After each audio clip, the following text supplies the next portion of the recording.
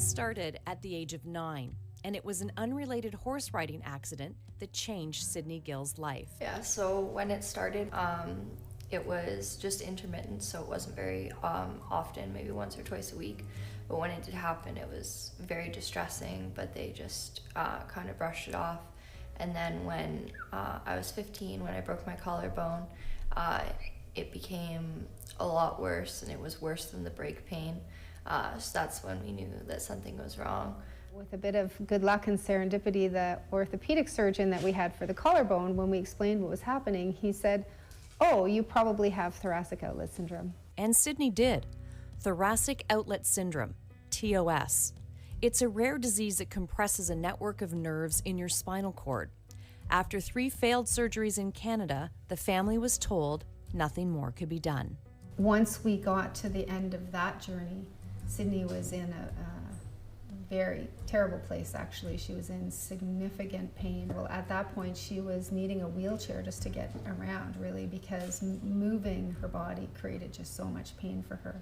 And so we kind of reached a dead end, and that's when I realized that, that we needed to start looking and doing some research of our own. And so that's when I started really doing the work I wish I'd done earlier. It's a terrible thing to say, but you just, you see, it's such an emotional story. You just have a lot of regret around that. Determined to give Sydney a better life, they found a surgeon in Boston, Dr. Dean Donahue, who specialized in TOS. He would be able to help Sydney through surgery, so we went down there, and Sydney had her first surgery with him May of 2019. Her recovery from that was very hard. She went into that surgery in a really difficult place, right? She was in a wheelchair to just move. She couldn't even walk any kind of distance. The surgery itself was about 9 hours long, and Dr. Donahue said, don't expect her to get better quick. He said, it's going to take about 18 months before you start to see improvement. Sydney has been given back her life, and although never pain-free, she can manage the lifelong disease. Losing a part of her adolescence, Sydney finished high school at 21, and now the path is being paved for her nursing journey. After getting everything back on track, I was able to apply for Mohawk College for pre-health, and I was able to get into the program, and I did very well.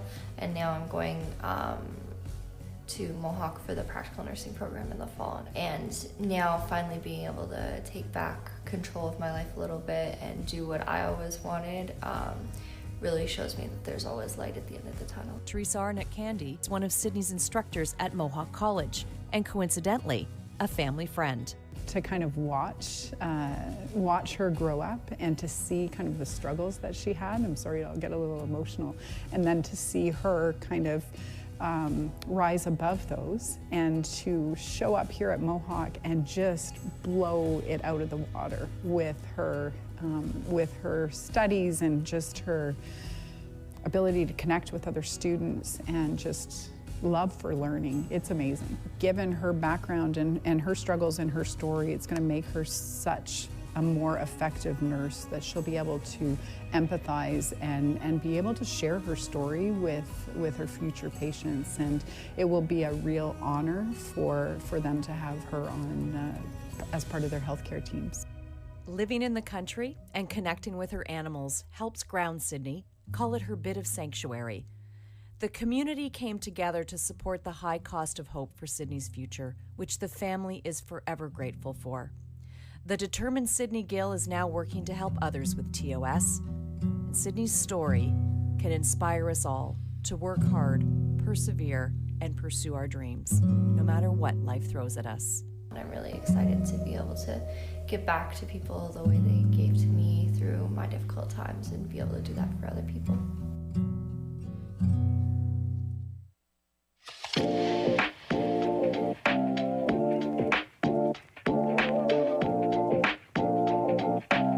event is a big deal for us because it's our first taste of what being a successful photography could be. Displaying your work at a gallery show makes it feel more real, like we can actually achieve bigger dreams as a photographer. My name is Scott Kenny. I'm the program coordinator of photography still in motion at Mohawk College. I'm very excited about tonight as we're celebrating our students at their graduate gallery show, Frames in Time, here at 905 Print. This is a fantastic opportunity because we get to showcase some of the amazing images and video that our students have created over the last 2 years in our program. And it also gives them a chance to connect with the industry as well as connect with the community here in Hamilton. Seeing my work at a display it's a feeling that's very hard to describe it in words. It's very surreal, and I feel a step closer to my goals and my dreams. When I see my work on display, I think about the long process and how much I have improved. This is a very nice event because it gives us a chance to display the best work that we have done in 2 years. And it's a very nice wrap-up to the 2-year journey we have at Mohawk College. One of the great opportunities that we're going to have tonight is we get to celebrate our students with awards from our very generous sponsors. We have multiple categories tonight and some pretty special prizes. Before this, I always thought only certain type of people that I'm not can achieve something like what I have achieved. And I could never envision me being that person that is displaying on that wall. And now I am.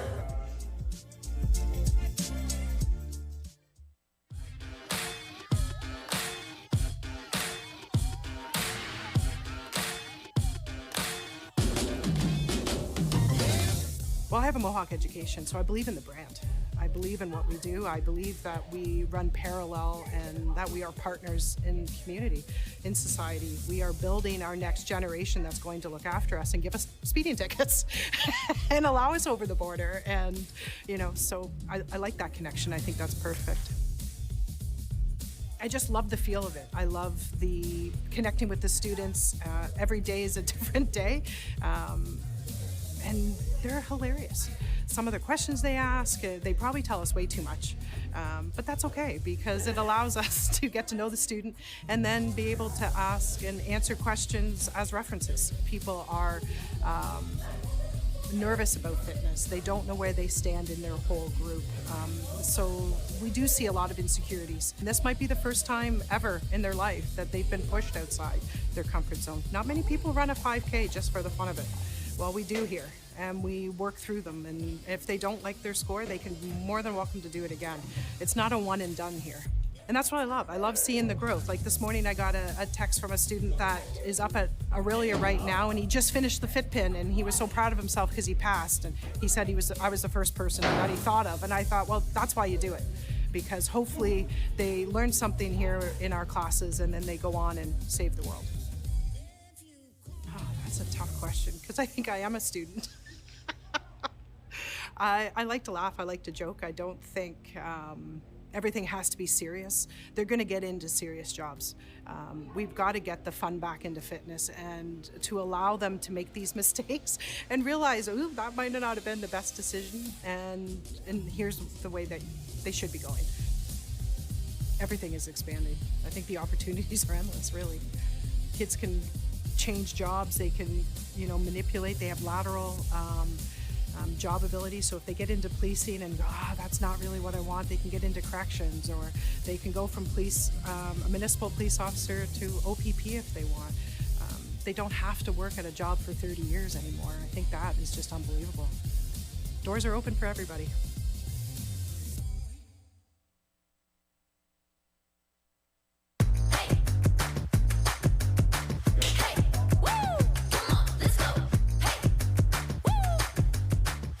Just knowing the basics of how to use the tools. I didn't know how to use a screwdriver, but now I do. Whether you're learning basic tool skills or working on a giant machine, Jill of All Trades is a day for grades 9 through 12 female or female identified students to learn about pathways to incredible careers in skilled trades.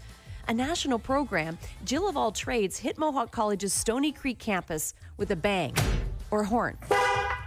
Drill maybe? Well, you get the picture. Giving people an opportunity to touch it, to try it, build confidence in it. So, there's a lot of opportunity here. And one of the barriers is people need to ask questions. We work in a lot of assumptions in skilled trades that only certain type of people should be going into these roles, and that's just not true. The best thing we can ask people to do is ask questions, encourage young women to think about things differently. We had a person today talk about, did you turn the lights on in your home? Did you use the washroom today? Did you drive or take transportation to your destination? That is all skilled trades related, and that's what we need people to understand. It's vast, it's incredible, but you have a lot of great opportunity if you take that first step. Mohawk College strives to change the mindset around skilled trades and get youth excited over the possibilities. We are trying to talk to students as early as grade 5, 6, and 7 because we know that decisions are made. Conversations are had around those tables in the home, with family, with friends, around what you think you want to do when you're done high school. So we do, and we are continuing to work with our school board partners, our industry partners, to create opportunities in early elementary school so that students can start to think about school differently. And it's not just about core subjects like English, math, and science. While important, they're not the only thing that you can learn when you get into the high school grades. We're having conversations about high school students coming here while in high school and completing things like the Ontario Youth Apprenticeship. So you're a high school student and you get to attend college. So we're trying to have earlier opportunities. We're trying to get creative with the opportunities we provide to students. And we always have our doors open for anyone interested and excited about looking at the skill trades. High school students who participated in Jill of All Trades could walk away with knowledge, excitement, and a potential path forward. Got it. We got to disassemble the driver's seat door, and that was really fun. You have to use your strength and your brain too, to sort of just imagine what the next step could be. And but once you start getting used to it, it's a lot more comfortable. You'll learn something that you could take that you could use for the rest of your life. Just skills, basic skills. I think I'm just eager to keep on trying new things, and if I enjoy it, then maybe I will go down that path. Yeah.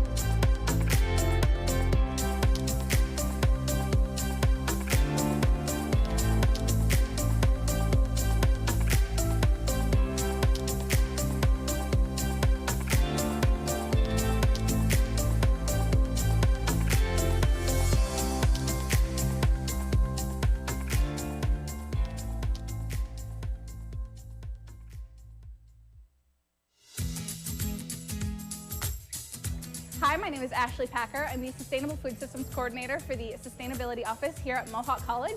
And today we're taking a look at our honeybee colonies that we have at the Fennel campus with our beekeeper backed by bees. And Dave is going to take us through our Bee 101. What I want to do is I want to take you guys into an actual honeybee colony. Believe it or not, you guys are actually standing around just under about 500,000 honeybees.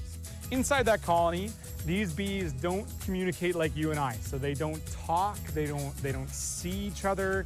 It's completely dark in there. So they talk exclusively through pheromones. We have our smoker going, and that's what's going to keep us all safe. And so this allows us to actually puff some smoke right into that colony to actually cover up any sort of sense inside that colony. So that way they can't communicate through this. So that colony can stay under our control when we're in there.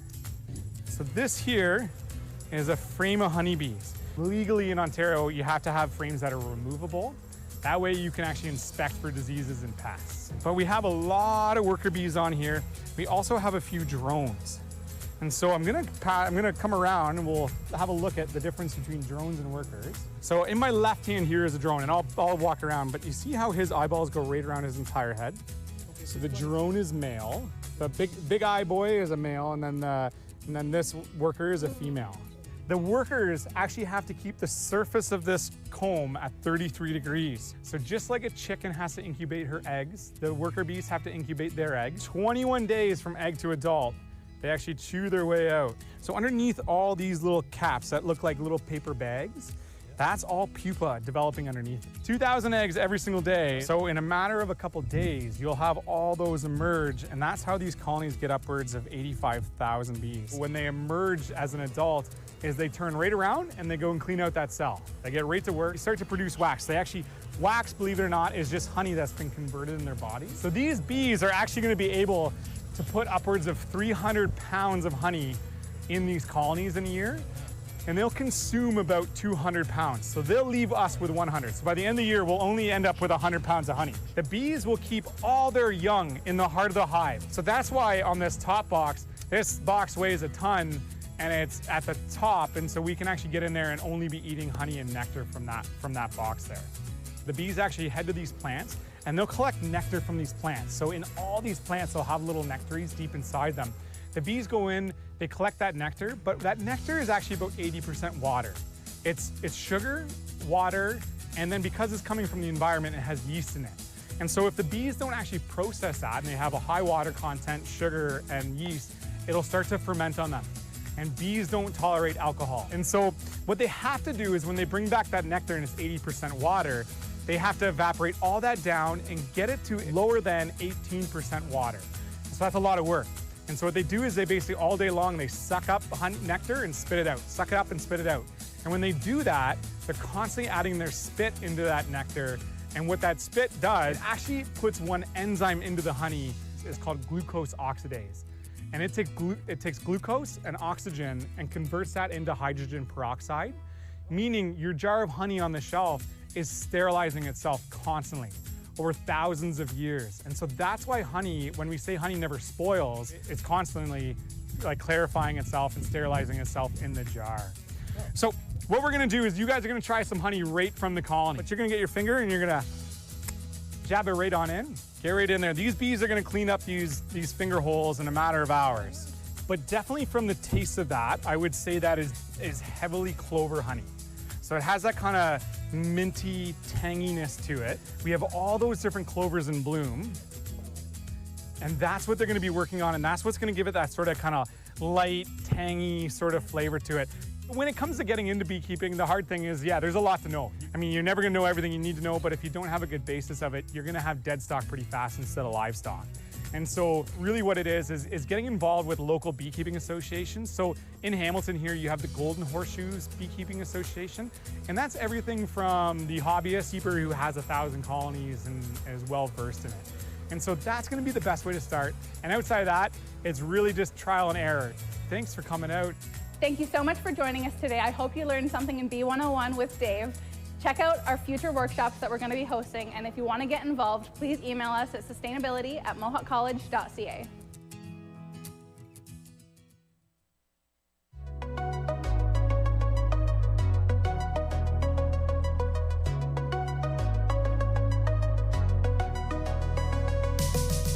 I got into this field by accident, actually.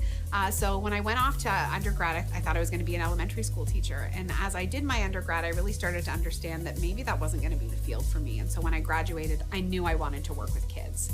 One day I applied to a position for an instructor therapist, working with kids with autism, and they offered me the job. And I started the next day, and from the very first day, I absolutely loved everything about what I was doing. I was working with children with a diagnosis of autism in an intensive behavioral intervention setting. And at the end of every day, it didn't matter how challenging the day could have been, I felt like I did something good. I had the good fortune of having the opportunity to come here to Mohawk, initially as the field placement specialist for the program, and then I became a faculty member. And it continues to bring me tremendous joy to be able to send students out into a field that I love and that I'm passionate about.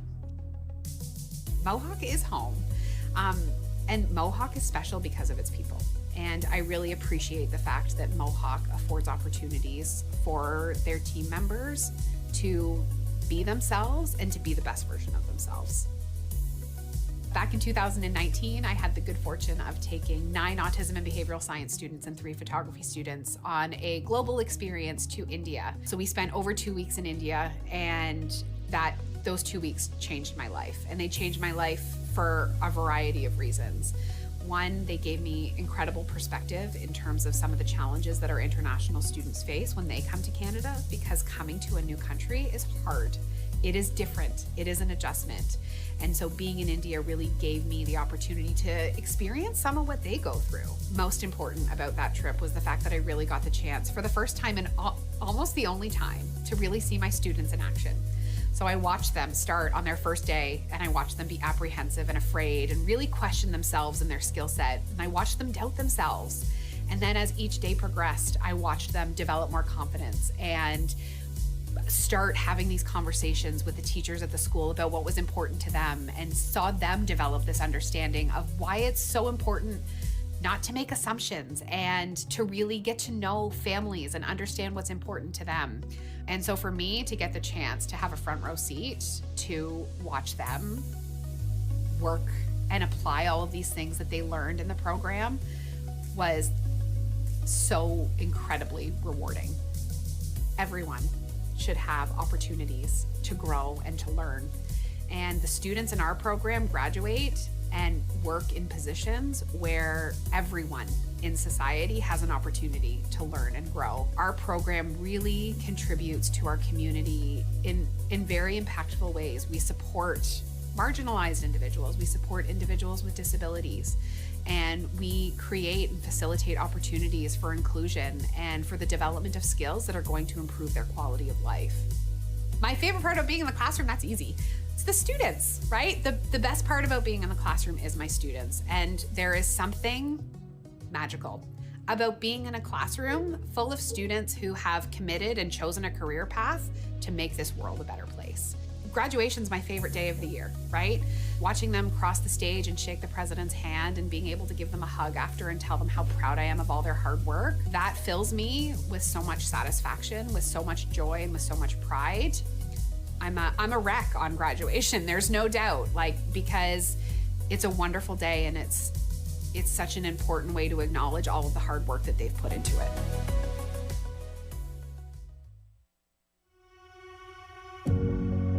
This world-class center exists at the intersection of academics, research, and clinical care, providing a space where innovation can flourish and new models of care, alongside new approaches to education, will offer transformative solutions to big healthcare challenges. With the opening of the Center for Integrated and Advanced Medical Imaging, we're working to address some of the serious challenges experienced in post-secondary education and in the healthcare sector in our region. Through our shared vision for the center, we've identified a way to educate and graduate more MRI technologists to help address the workforce deficit in our healthcare system. We found a way to provide students with practical experience on the most advanced medical imaging equipment in the industry without disrupting the flow of patients and adding to already large backlogs and wait lists. The center truly is an example of innovation in action. It demonstrates how institutions with common goals and a reputation for excellence can work together to advance the core mandate while also addressing the system-wide healthcare issues such as wait times. Our top researchers need access to advanced imaging equipment.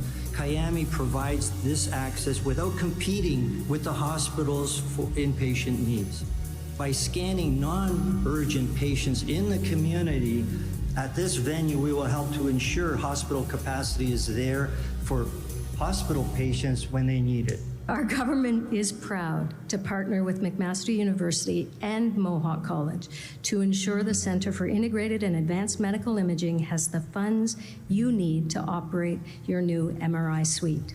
This is what happens when we integrate, when we work together, we ultimately end up with better patient care. So congratulations for that partnership. This will increase access to diagnostic services, reduce wait times, and connect patients to the care they need closer to home for decades to come. This kind of partnership is possible in the city of Hamilton, and it's not possible in a lot of other cities. These 4 anchor institutions to work together to achieve this trifecta of patient care, research, and training is an extraordinary feat. What we're seeing here today, organizations working together on solutions to our collective challenges, is absolutely critical to our healthcare system continuing to move forward.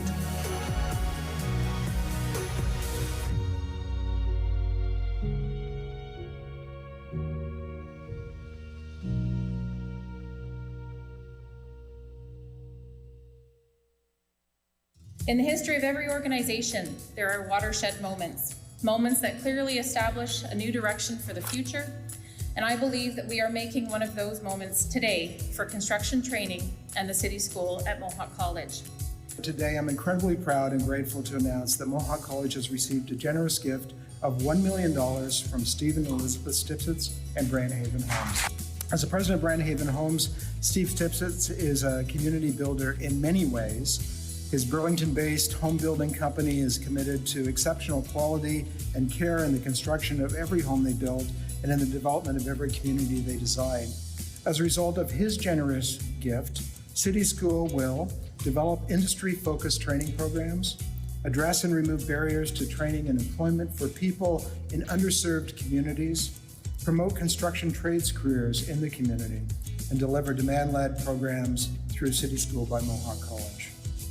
Thank you. Well, I love City School, and I can see that you're dying to know why, so I'm going to tell you. So first, you must imagine a society in desperate need of people to fill jobs in important but underserved careers, such as healthcare, health and childcare, and the skilled trades. And then imagine people living in multi-generational poverty right here in our own backyard. And then now imagine a small group of caring individuals who felt compelled to do something about it by bringing education right into the neighborhood where the people live at no charge to the participants. That is City School, and so what's not to love?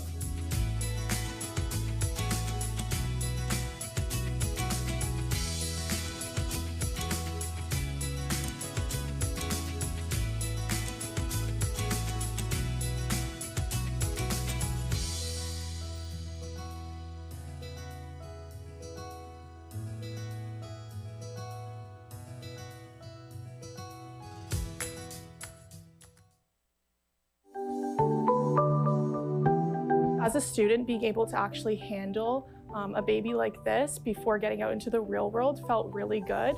It allowed me to grow my confidence and a little bit of familiarity with not only the anatomy, but also just the fact that you are dealing with a real human before you get out into the real world. The baby that Stella refers to is a BabyWorks baby, which is an animatronic infant that mimics a human baby, the first of its kind to be brought to life in a college environment. At our new BabyWorks and all our simulation equipment here in the simulation lab at the Institute for Applied Health Science allows our students and faculty to help build their capacity for compassionate patient care by working on equipment through scenarios, live scenarios, and that will better help them be more confident and really understand that we have sick patients that we're trying to get best outcomes for. Now, pediatric clinics and hospitals can be a high-stress learning environment. And with BabyWorks, students have an environment to focus on learning the how-to piece before adding in the real-life pressure.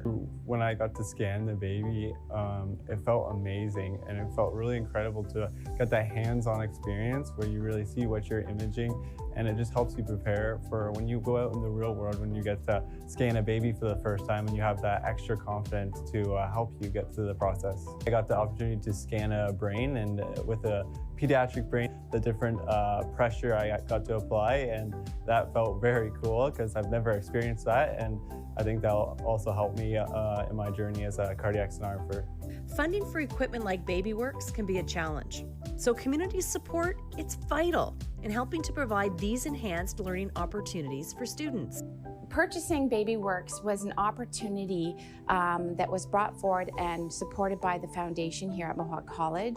And having high fidelity simulators within our program of studies allows the students to practice their technical skills, their professional skills in a low risk and very safe environment. and will allow them to apply the best patient care possible, which ultimately will allow for best patient care outcomes in the community. For BabyWorks here, we do have the cardiac component for ultrasound, but it also is available to be scanned for the brain and from the clavicle to the pelvis. We want to measure the success of the students having used these mannequins. So are their test scores going to be better? Are they going to be better when they get into clinical practice? BabyWorks is just one example of how technology can elevate the learning environment and provide the skills and confidence Mohawk College students need to succeed.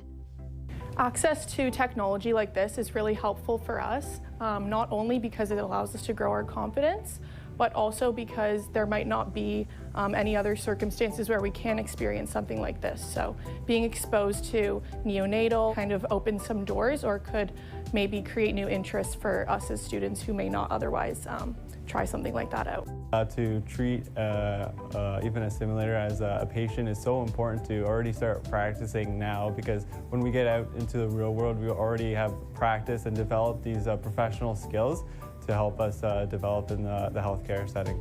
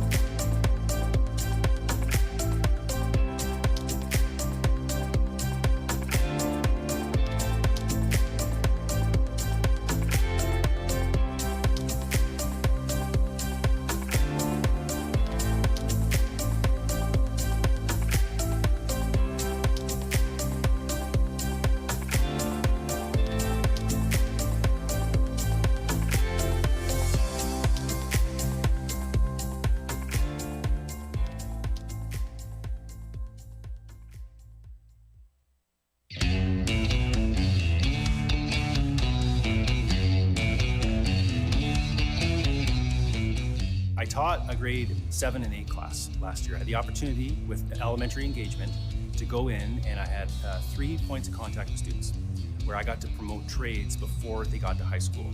And so I came up with this analogy, and it's like playing Lego. Now imagine this. You get a call from your buddy Tim. Tim just got the new Star Wars Lego center, and he wants you to come over on Saturday and build it. So what's the first thing you do? Who's coming? Right? Okay, so Tim's coming, Sally's coming, and Bill's coming. Great, I'll be there. That's carpentry. I get a call from Adam. Adam says, hey, I just got a new deck that I need to build. Can you come and build it? And I'll say, who's coming? And he'll say, Sally and Bill are coming. And I say, great, I'll see you on Saturday. And we get to build something. So I'm just a kid playing with larger Legos, and that's what I get to do. That math is not important, and it's the most important. Math is everywhere in what we do. Now, having said that, it's not hard math. This is math that makes sense. This is math that my students come in and are like, I wish I was always learning this kind of math. In high school, you may learn that A plus B equals C. Well, what does A and B mean, right? And what's C? Like, what does that mean, right? But we can actually hold A and B in our hands here and then measure C. And it just makes sense. That's the math we do. I wasn't listening to myself, into my gut to what should I be doing. And since trades wasn't really taken seriously, it wasn't an option. And now I understand how great of a choice it was to get into the trades. It's a booming industry. There's so much work. I'll always be able to fall back on a ticket that I have because I'm a Red Seal carpenter. I know carpenters that they've known before they leave the womb they're going to be carpenters, right? And that's not my story. I was encouraged to go to university. That was the path set out for me. In high school, I took all university targeted courses. I took one shop class. I can remember being in that shop class, and there was a finishing room. I was building like a TV cabinet, and I'd close the door to the finishing room, and just like the world would just like shut off. After high school, it's kind of funny. The phone rang, and it was someone asking for my brother. And what do you want? And they said, there's a job in framing. And I said, yeah, I'll take it. And so I started framing.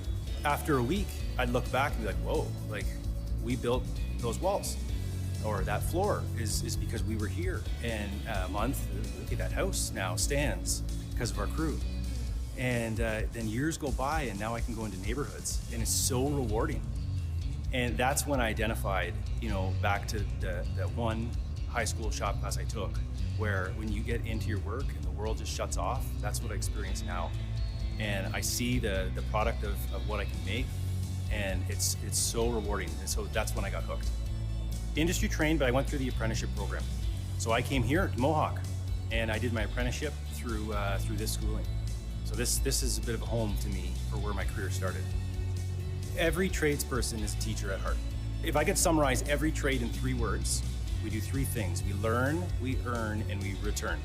And it's not that you learn first, then you earn, right? This all happens at the same time. All 3 of these words are all going on at once. You learn, you earn, and then you return the knowledge that you gain from someone else to somebody that is still coming up in the industry. That became the next best thing of my job. I love building, I love seeing the progress, but more so than that, I love seeing the progress of people I've taught. And I kind of wondered, how can I do that on a full-time basis? And Mohawk gave me that opportunity. One of the things I'm kind of honored about here at the college is that I get to teach along the teachers that taught me. I did an apprenticeship in carpentry. I would argue that I'm in an apprenticeship for teaching now. These are the people that surround me, and they look at my lessons, and they sit in my classes, and we bounce ideas back in the office, and we share PowerPoints and different presenting methods and all that. It's just such great teamwork. Mohawk has yet to say no to me, and I've got some pretty wild ideas, right? I said, you want to build a full-size house? And they said, sure. I said, really? Like I go in with these asks, and I don't know if I'm gonna get a yes. And I said, okay, next year, can I build 2 houses? Sure. Like full-scale houses. I asked for technology. Yep, done. You have it. So what can they do better?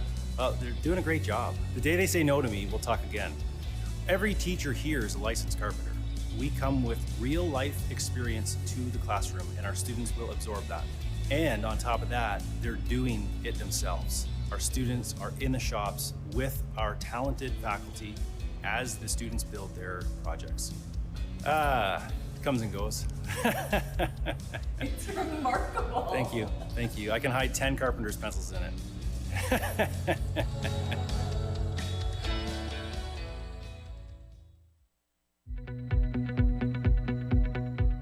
One really good reason to come to a reunion. Debbie and Bill Klemp met back in 1973 while attending Mohawk College. They were friends, but went down different paths after graduation. If it wasn't for Debbie, I wouldn't have passed my Fortran courses because she ran the data processing computers room here in the evenings, I guess. She got me through that course, which helped a lot. We met at the pub, actually. The Thursday night pub is where we met. And after graduation, we both went our separate ways and took a chance on coming here for the 25th reunion. We met in the foyer as we were signing in, and as they say, the rest is history. Married for 20 years now, Debbie and Bill came back as Golden Grads to the 50-year celebration supported by our alumni team at Mohawk College. It was a lot of fun, and I was able to get work in that field right away, and it lasted me for many years. I had a great time in Mohawk. Please take advantage of the opportunities to come back. It's a great school. Just unbelievable experience. And that seemed to be the sentiment of the almost 70 grads who attended the celebration. It was an opportunity to reminisce about the romance found and the friendships made. Oh, I have some great memories. Foggy memories. And some are foggy from the suds at the time. That was all part of the campus, fun. Richard Palmer traveled from British Columbia to connect with old friends, and he finally put his name on the cellar wall, next to classmate and longtime friend, Don Price. No, we had a good time here. It's all the programs we had and model building, and we really enjoyed the whole thing as a package. You can't really just take one thing out of it. The whole thing was nice. Well, it's interesting how you meet people and connect with various people.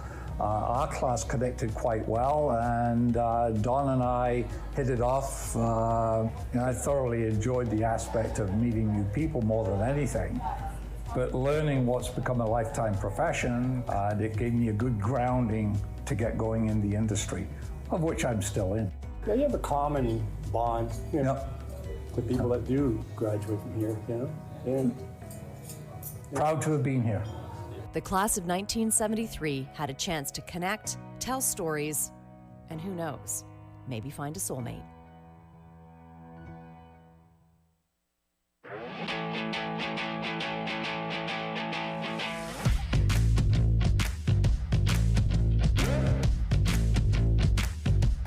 It's a great opportunity. I would definitely do this again. It helped me build skill, and now that I've finished the first half of the competition, I've even gotten more confidence for the second one. I told my students at the beginning of the year that if I had a choice, I'd do skills prep full time. We love it. We start them preparing for skills on day one. And so anybody who wants to participate, I leave it open door, and then over the first few weeks, we kind of narrow it down. So this is a skilled trades competition. To compete in the competition, it can be anyone under the age of 29. And for our students, they must have been in school for that school year. So we'll start already recruiting in September. We ask our faculty to search for students, to even train them in the fall semester. And we provide them with time and the lab space to be able to train even while on campus. We'll rearrange different schedules to get them ready for the competition and truly just make sure that they feel ready and confident. It doesn't take away from their course content, doesn't take away from their competencies, but we build the skills prep right into the competencies, so all of the students kind of get a taste of what the skills competition would be like if they get to be involved. I would say that preparing for the competition is much more of a nerve-wracking experience than actually being in the competition. I was definitely prepared for the competition from what I was taught with the skills practice that was taught in Mohawk College. And yeah, it has been fun. It's been really cool. I didn't even know this existed before being in Mohawk, and they have a lot of like elementary and high school stuff. It's cool just seeing like all the kids here coming to visit, and then they'll probably want to go into this trade, hopefully, seeing us do it. And it's been good to be able to practice it in like a real life situation after learning it. We have 38 competitors this year and 21 coaches. The support this year for coaching has been fantastic. I've had another faculty member help me. His name is Harry. And he's helped me along the way with this as well, guiding me in my first year coaching. So the support has been fantastic at the college. And even resources have been great. They've offered anything we wanted for the program and for the competition. So Mohawk has been fantastic for that. We have 6 competitors from women, which is about 20%.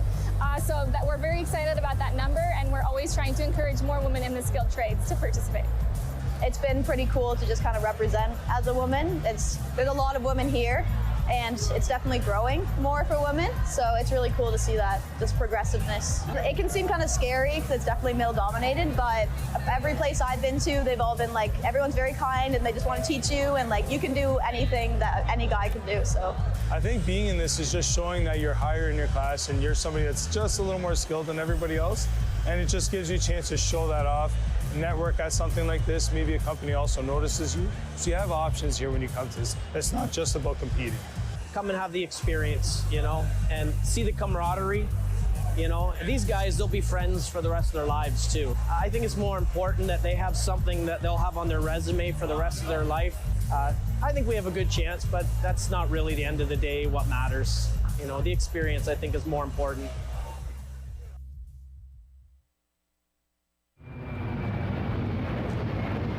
I'm Miranda.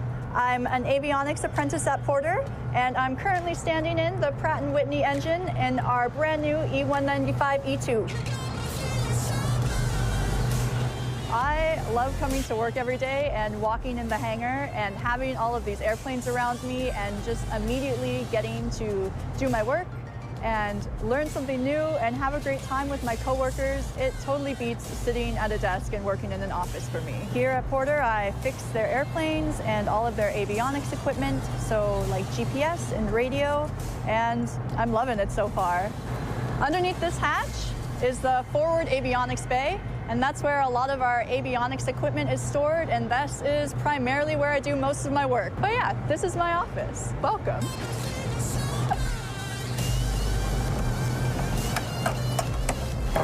Kind of a funny story how I got here.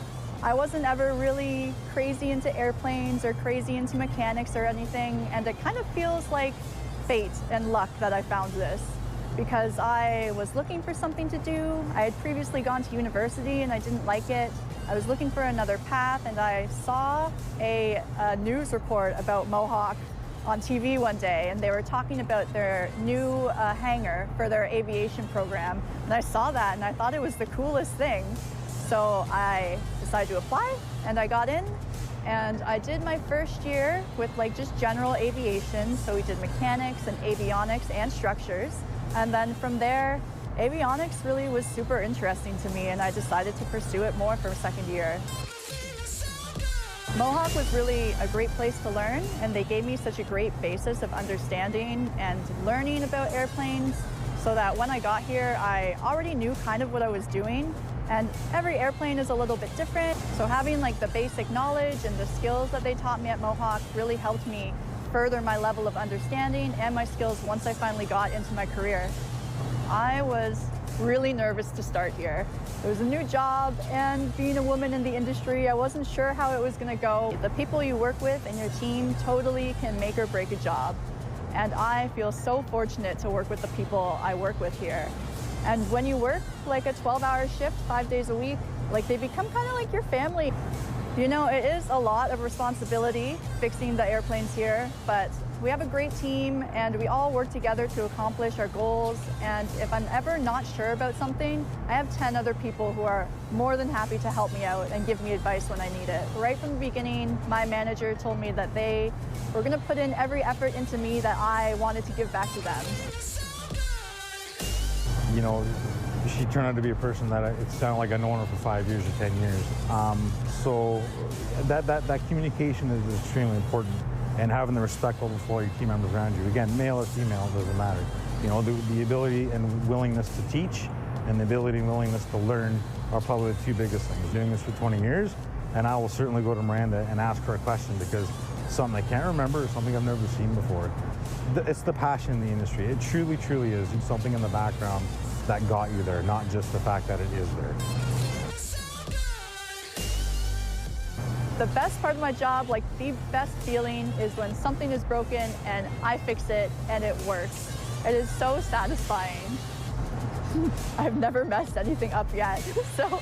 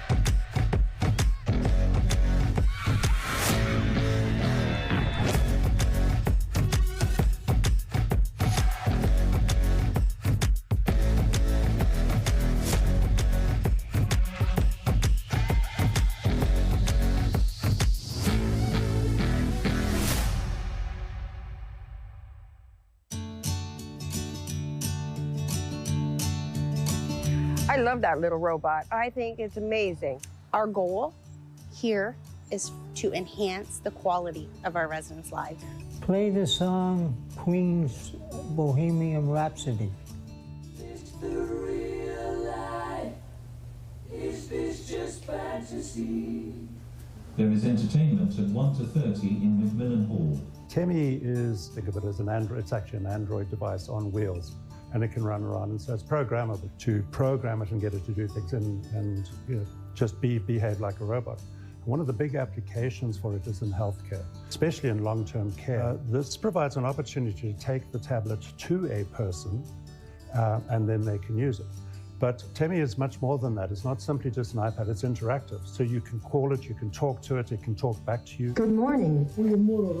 Goedemorgen. You can give it commands, just like you can if you're talking to Google or Alexa or to Siri.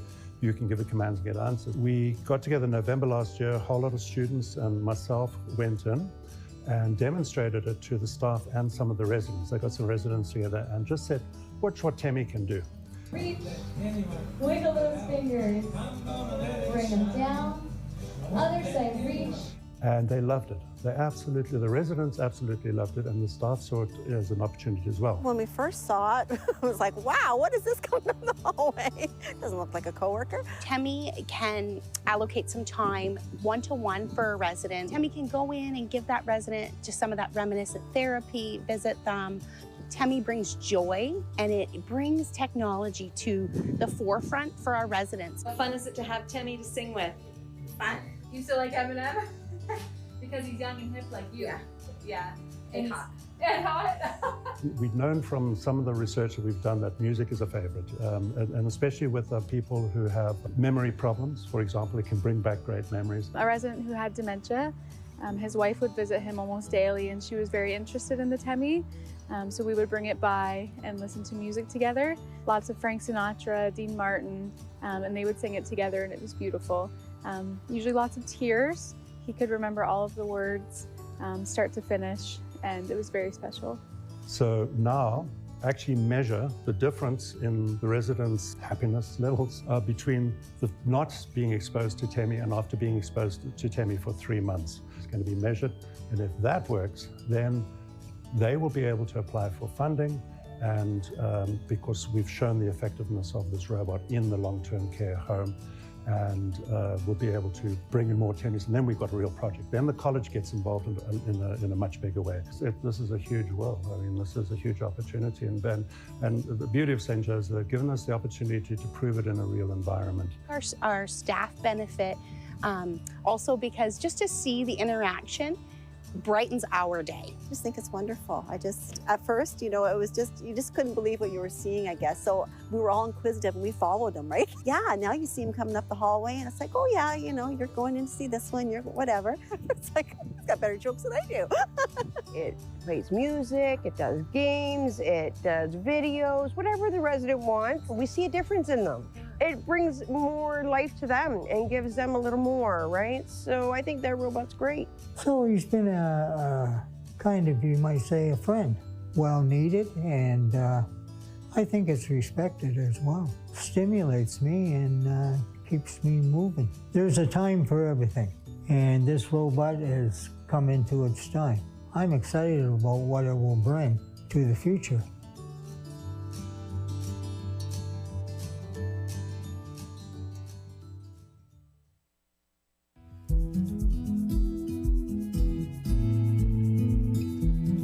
I just feel blessed every day to be able to come and share something that I'm so passionate about on my own. For me, I have family members that needed to just be able to hug their grandkids again, and fitness played a role in that. A family member that went through breast cancer and wanted to take back control of her life, and did that through fitness, wellness, and health.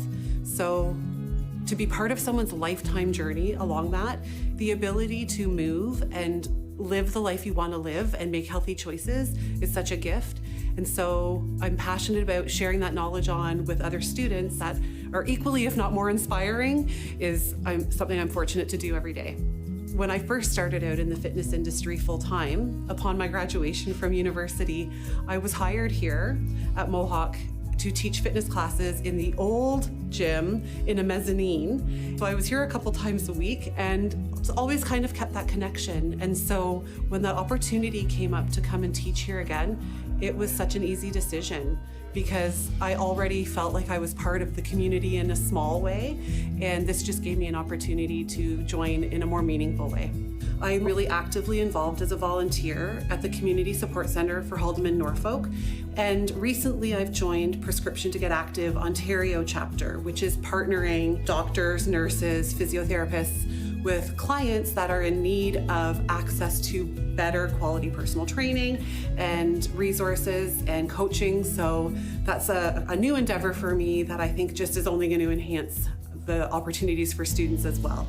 One of the most important things I want students to know is you don't need to be fit before you start this program, and you don't have to have a perfect body to start this program. You just need to be a passionate person about wanting to help others, because there is no perfect body shape, size, or type for coming and taking this program. So that's my number one piece of advice.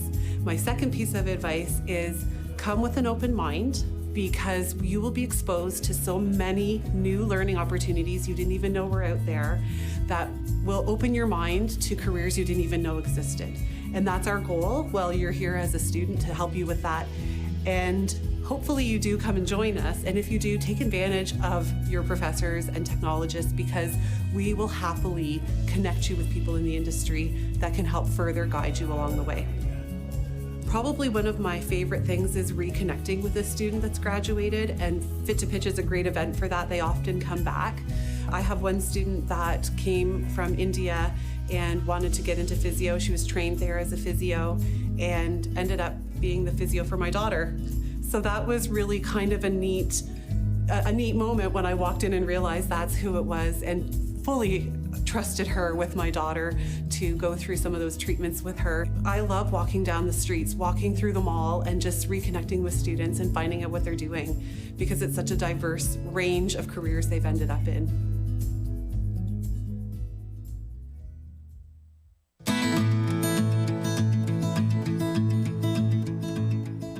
I can't tell you how many times I tried to reimagine what it must have been like to live in our old villages, completely dependent on what the land provided. I tried to imagine what it must have been like when everyone in our community spoke the same language, believed in the same things, and worked together every day for the sake of the coming generations. It sounds like utopia.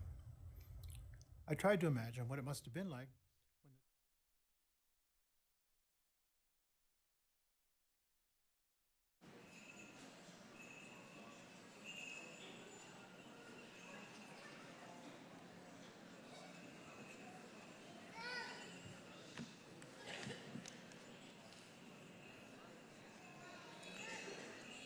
Good morning, Ani, Scano, and welcome everybody. My name is Erica Corbier, and I am a member of the Indigenous Student Services team here at Mohawk College. I'd like to welcome you to the traditional territory of the Haudenosaunee and Anishinaabeg nations that we've gathered on today. To begin our ceremony today, I would like to welcome the Spirit Vision traditional Indigenous drummers and dancers. For Indigenous peoples, we believe that the drum connects us to all things and is the heartbeat of Mother Earth. Today, we call upon this group to give thanks and to recognize the achievements with the honor song. Miigwech Niawe, thank you. Please stand for the procession of the graduates and platform party.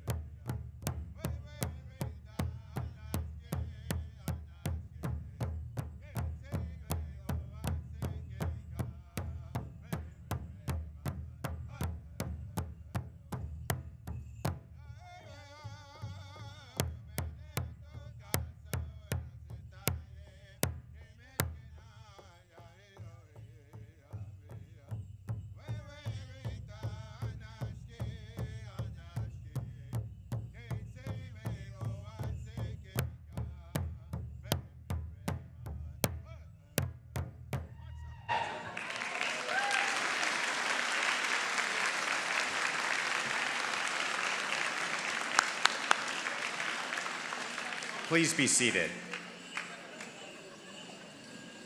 Thank you to the Spirit Vision Indigenous drummers and dancers. Good morning, everyone. My name is Paul Armstrong, and I have the honor and privilege of serving as the Chief Operating Officer at Mohawk College, and I'm also pleased to be the host for this morning's Convocation ceremony. As we begin our celebration this morning, I would like to acknowledge that Mohawk College is situated on the traditional territories of the Haudenosaunee and the Anishinaabe Nations, within the lands protected by the Dish with One Spoon Wampum Agreement, and continues to remain home for many Indigenous peoples from across Turtle Island. It is important that when we acknowledge the land that we're privileged to be on, that we spend some time to understand the meaning of the words that we share and speak of. In this acknowledgement, we refer to the Dish with One Spoon Wampum Agreement, and often at events like this, we refer to two-row wampum agreements. And some of you may be aware of the symbolism of wampum agreements and wampum belts, but a wampum belt is made from beads. It's very intricate and detailed, and a two-row wampum belt contains rows of white beads separated by two thin parallel rows of purple beads. And the two-row wampum represents, and the belt actually represents, the agreement that was made between the settlers to the land and the First Nations that call this land home.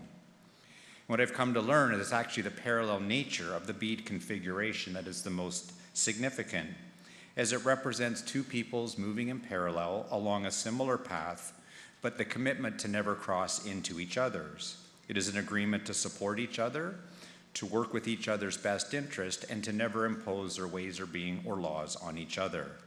And I feel it's important that we each develop our understanding of this history. Before I introduce our platform party, can you please stand and join in the singing of our national anthem as performed by Brianne Downer from Mohawk College's music program.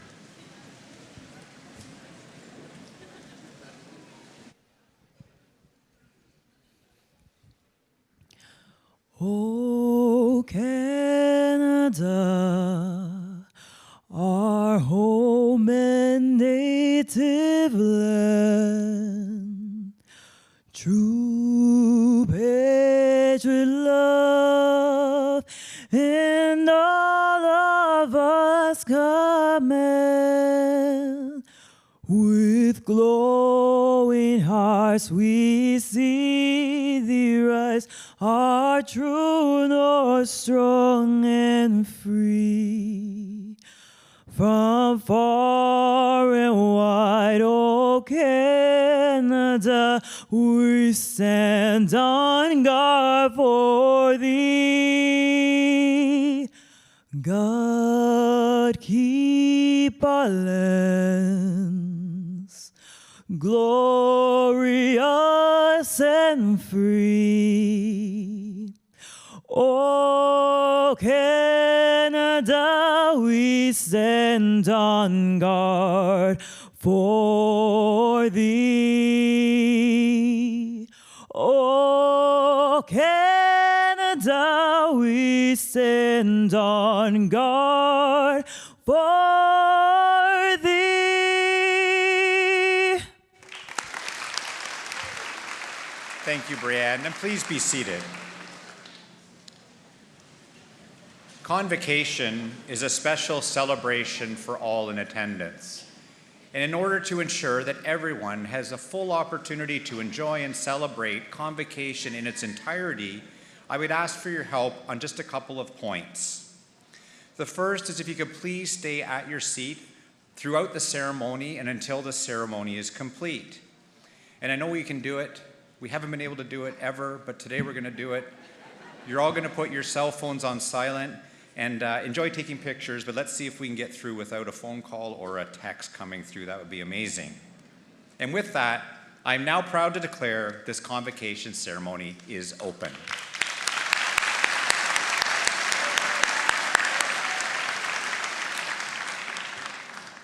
Convocation is a time to celebrate the hard work and dedication that brought you to this moment, and to look forward. The streak is intact. Brought you to this moment and look forward to the many opportunities that lie ahead for you, a future-ready Mohawk College graduate.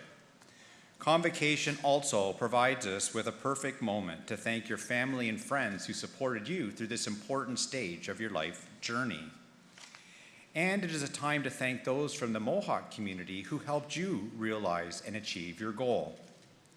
To start this recognition, I would now ask that the faculty please stand to be recognized and remain standing.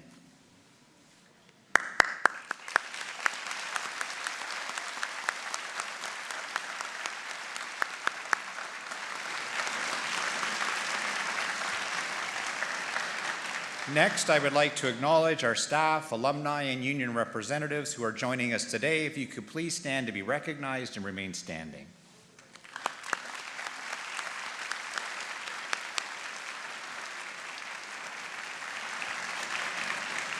I will now introduce the front row of the platform party. If you could please hold your applause until the end of the introductions.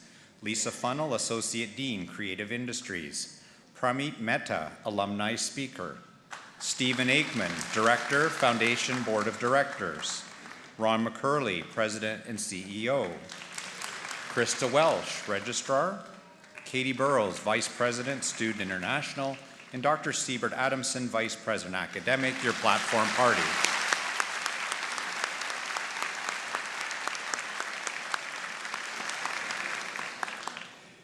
I am now pleased to introduce and welcome Alumni of Distinction recipient Gary Nelson to come forward and welcome our new graduates as alumni members.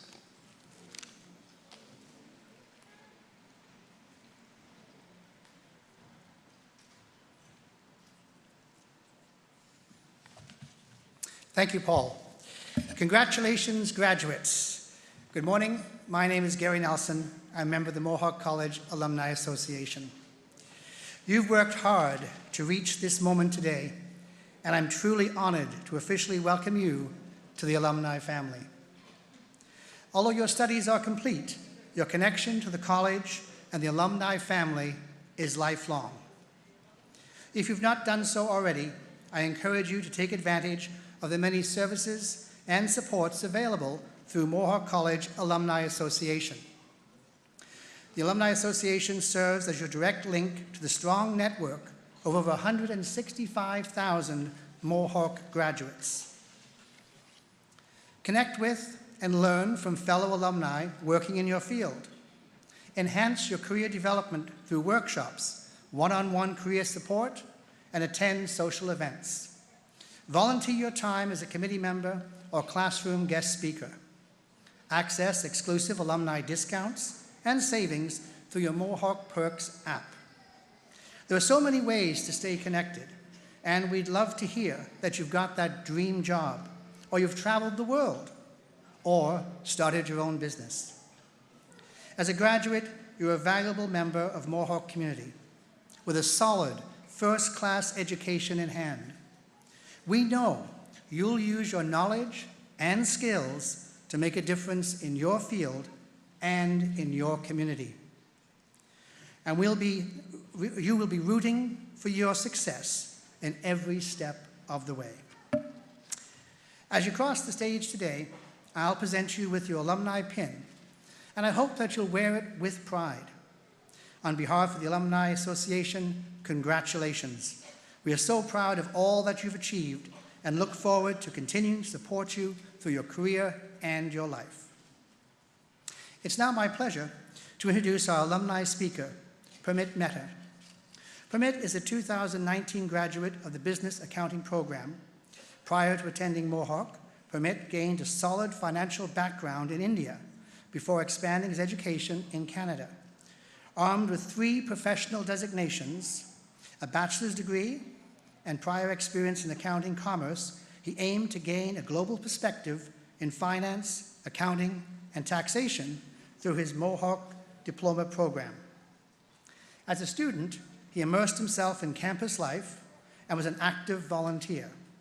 Upon graduating, Pramit earned his Chartered Professional Accountant, CPA, designation as he moved up the ranks at the Ontario shipyards to his current position as controller. Please welcome Pramit.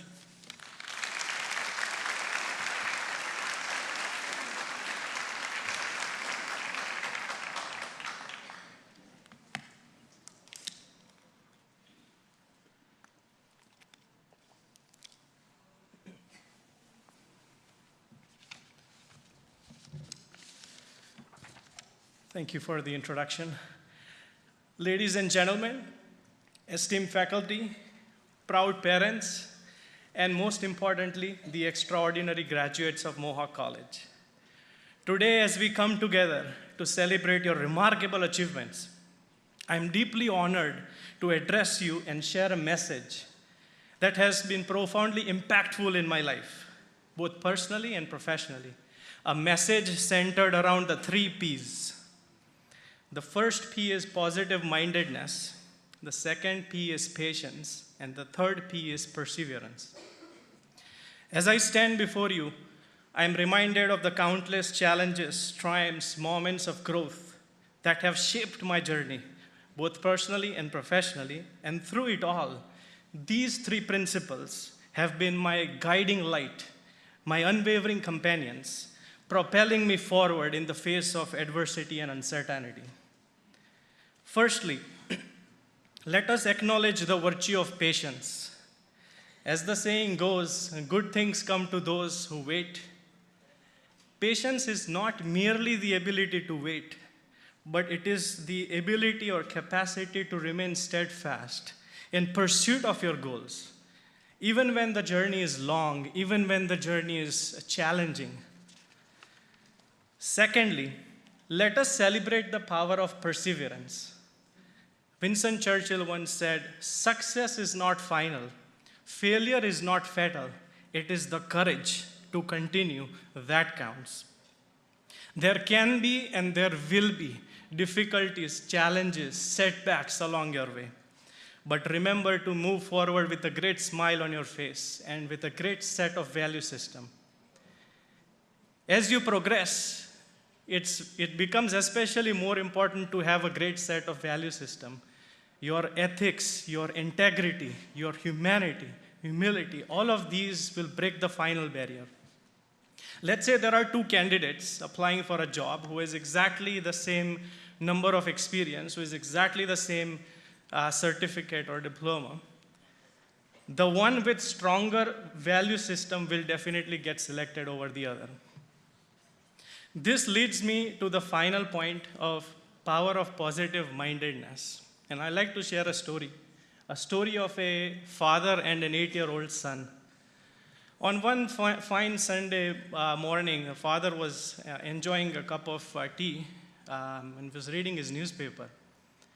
And the son said to his father that, "Father, you promised me to buy a cricket bat last week, but you did not get me one." So the father said, I'll buy you the cricket bat tomorrow." And then the son was not happy and was disappointed and started to disturb his father. And the father said, "I need to engage him in such an activity that he'll get focused on what he's doing, and then I'll be able to enjoy my tea." So the father was looking around and he saw an A4 size paper, and on that paper was an image of a world map. So the father grabbed that piece of paper and said to his son that, "See, here's the image of a world map." And he showed all the countries. He said, "Here's Canada, here's the United States, here's India, here's and so on and so forth."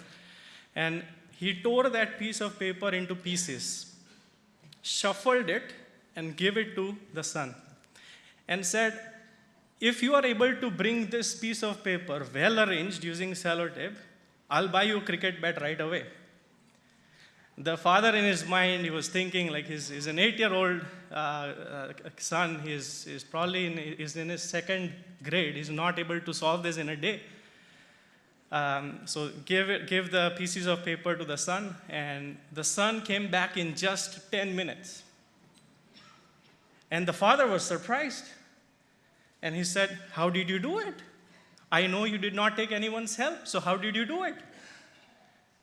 The son, with a broad smile on his face, took that piece of paper back and flipped the paper and said, "Father, there is an image of a man standing. I fixed the man and the world got adjusted itself." That's the power of positivity. If you are positive, if you have the right attitude in your mind, your world will get adjusted itself in terms of thought processes, in terms of the approaches that you take in your life.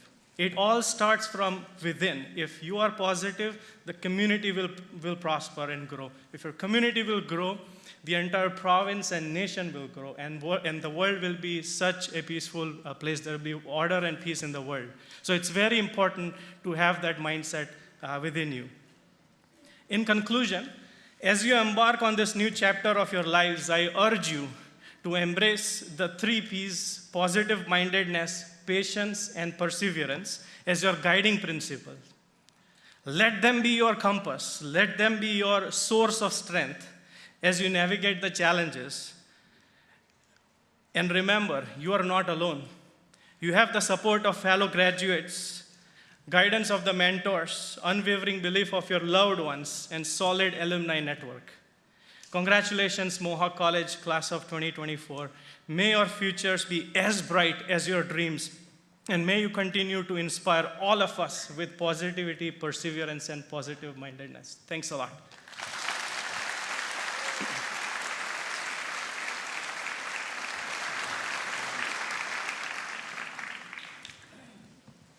Thank you very much, Permit. That was incredibly powerful and meaningful words, and you're an outstanding speaker, and I will remember the 3 Ps forever. So thank you very, very much. We're very proud to be able to count you as an alumni of Mohawk College. I'm now pleased to introduce Pedro Nemesio de Campos Silva, President of the Mohawk Students Association, to come forward and bring greetings to the graduates.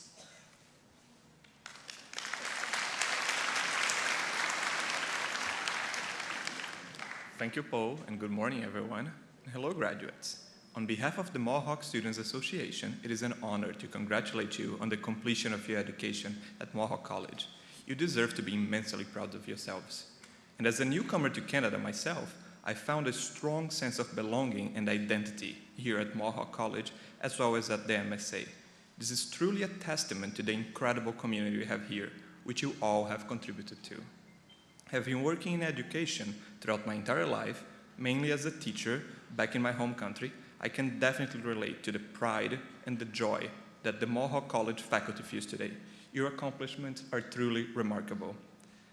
Believe your teachers when they say that they learn from you just as much as you learn from them, because education is all about that mutual exchange of knowledge and experiences, which you have all embraced and embodied. Serving at the MSA Board of Directors, and now as the current president, has been a privilege. It has shown me the importance of giving back, of planting seeds without knowing who will be harvesting the fruits in the future, and of being an agent of change. This spirit of service and community building is something you have demonstrated during your time here. As you step into the future, remember to make the most of your journey, just as you've made the most of your time. Take with you the lessons learned, the friendships formed, and the legacy that remains. I would like to share with you a quote from Paulo Freire, a visionary Brazilian educator that dedicated his life work to student-centered learning. The original one goes like this: Educação não transforma o mundo. Educação muda as pessoas. E pessoas transformam o mundo. Which in English, which pretty much means, education does not change the world. But education, however, changes people, and people do change the world. So as Mohawk alumni, you have the power to be those catalysts for change. Continue to foster these values of giving back, of setting new goals as lifelong learners, because the world certainly needs your energy, your creativity, and your dedication. Thank you very much, everyone, and congratulations to the class of 2024.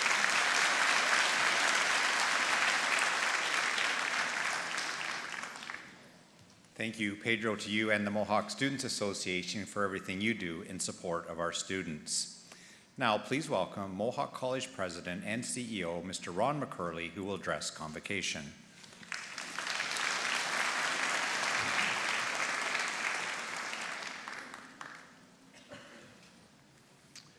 Well, thank you, Paul. Good morning, everyone.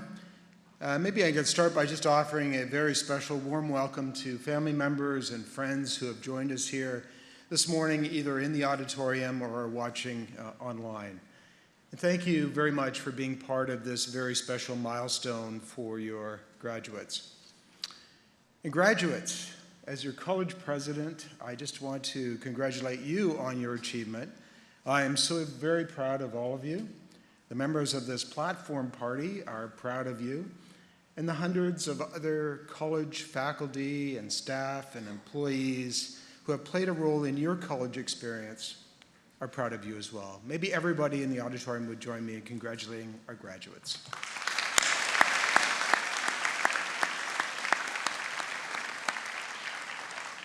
Well, you may not be aware of this, but I'm completing my tenure as president of Mohawk College shortly, and these are the last convocation ceremonies at the college. Thousands of students have graduated over the decade that I've been here. And I have had the privilege of being at every ceremony. I've had the pleasure of congratulating graduates as they cross this stage during their convocation ceremonies on their way to bright and promising careers. And I am so very grateful to be able to be celebrating your graduation today as well. Well, over the 45 years or so of my working career, I've managed to learn a few things, and today I would like to share some of those lessons that I've learned in the form of 7 pieces of advice. I hope these 7 pieces of advice will be helpful to you on your journey. I have 7 minutes to do this, and the clock is already ticking, so let's get right to it. Piece of advice number 1, figure out who you want to be before you decide what you want to do. Hopefully, you've already given a lot of thought to this, to the type of person who you want to be. Maybe there's a parent or a relative or someone else who plays a meaningful role in your life and serves as a positive role model. Someone who aspires you to be like them and figure out your own journey. Now, I have a friend who accomplished this task in a very peculiar way. He used to read obituaries in the newspaper. He collected the ones he liked, and eventually he wrote his own. He showed it to me once, and he said, "Ron, this is how I want people to remember me. This is what I want to achieve in my life." Now, more than 30 years later, we haven't had to publish his obituary yet. Fortunately, he's still alive, very much with us. And I can tell you that he's lived a life worthy of his self-written obituary.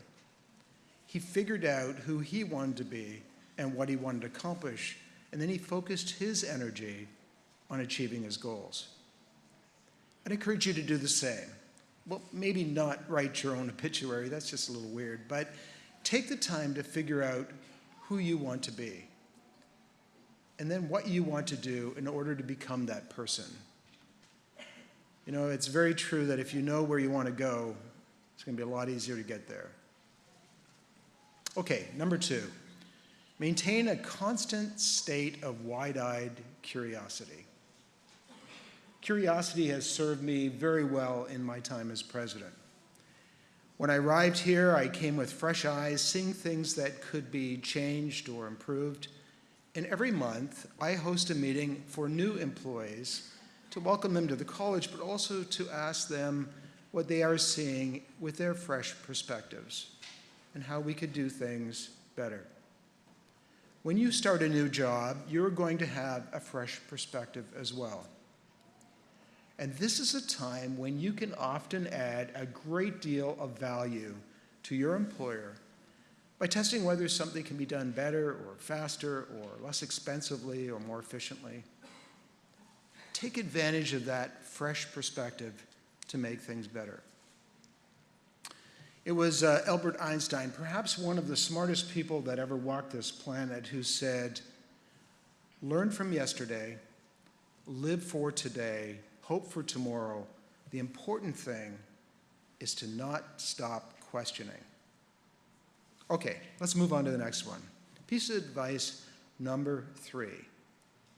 Find something you love to do and you'll never work a day in your life.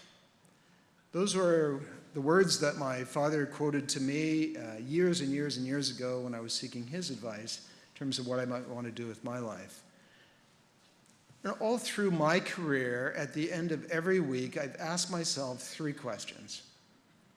And these questions have guided me and helped me to know when it might be time for me to move on and to explore other great challenges in my life. And every year, every week and every year, I've asked myself the same 3 questions. I'm not very original or imaginative, but these ones have served me and maybe they'll serve you as well. Question 1, am I making a difference? Question 2, am I learning something new? And question 3, am I still having fun? Because when I decided who I wanted to be, it was someone who could make a difference in the world, someone who would always be green and growing and learning something new, and someone who's having fun on the way through. So make it a habit to check in with yourself regularly to ensure that you're still on the road to becoming the person that you want to be and doing what you love to do. You know, by the way, these past 10 years at Mohawk College have gone by in the blink of an eye. I have loved the opportunity to guide an organization that is so focused on helping students graduate to success. Okay, piece of advice number 4. Develop an attitude of gratitude. I'd encourage all of you, all of us, to develop an attitude of gratitude in our life. Take a few minutes every day to be thankful for an experience or for a person who has made a difference to you personally. And then thank them. You know, we live in a very fast-paced world, often defined by very brief bursts of communication. And it makes it all the more powerful and memorable when you step up to someone, look them in the eyes, and say, thank you.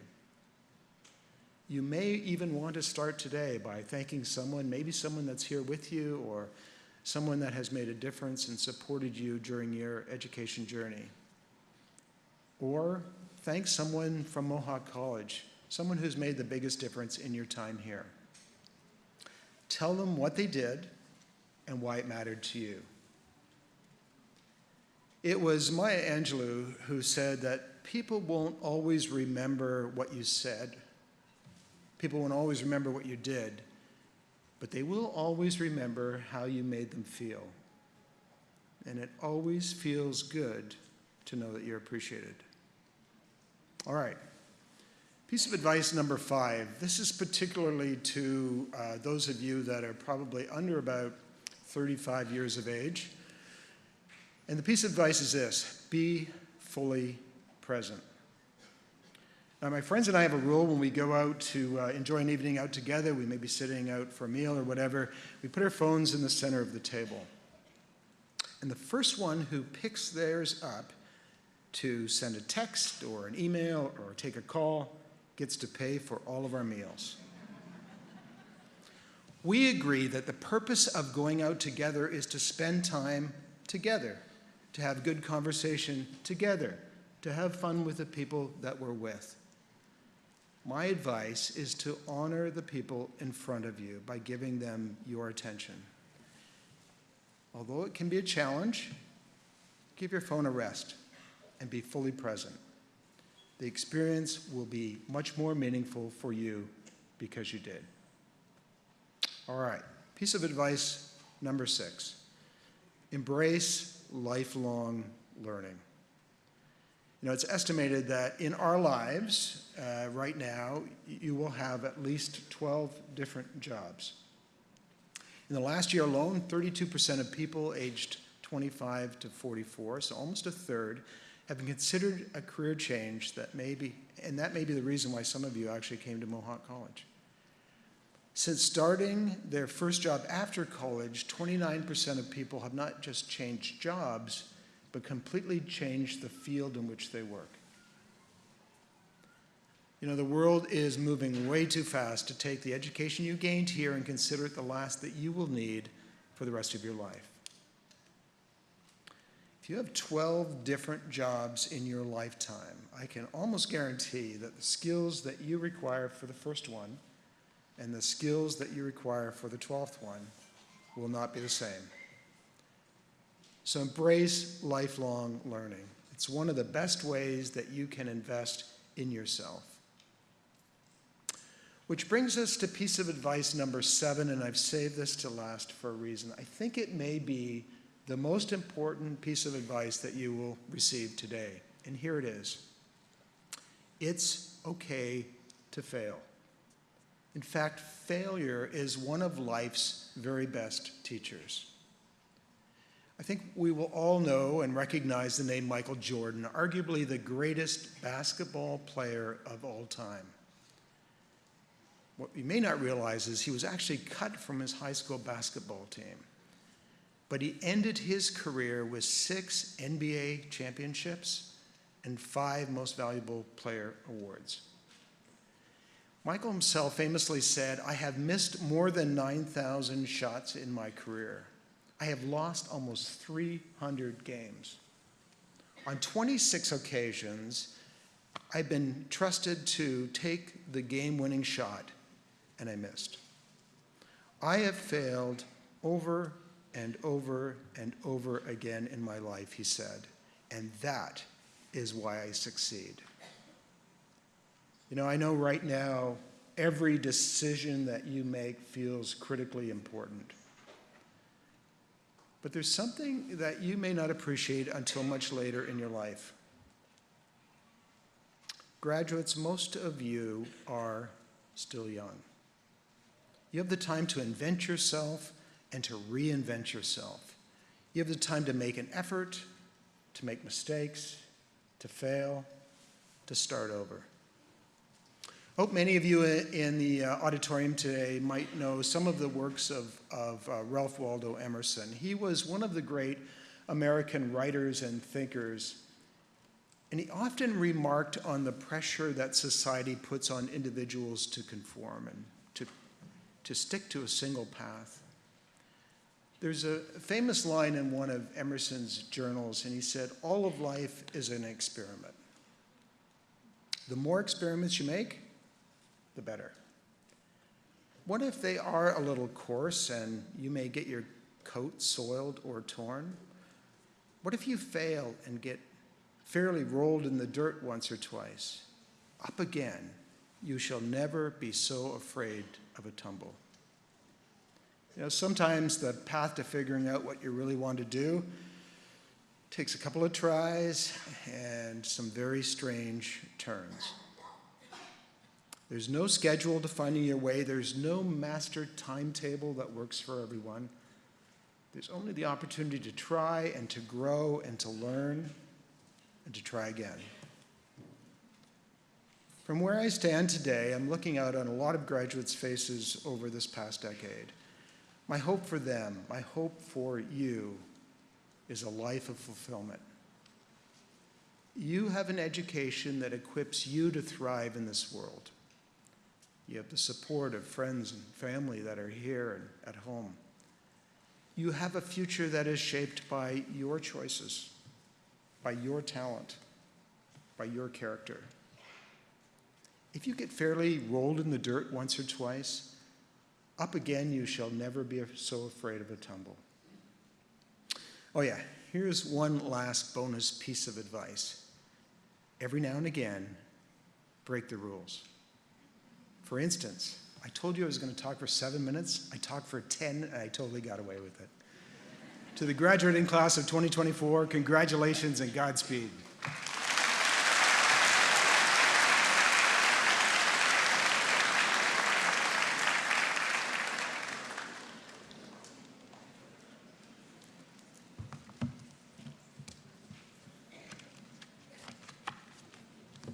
Thank you, President McKeil. My name is Krista Welsh, and as Registrar, it is my privilege to introduce the most important part of this ceremony. Graduates, it is now time for you to cross the stage and be admitted to the alumni of Mohawk College.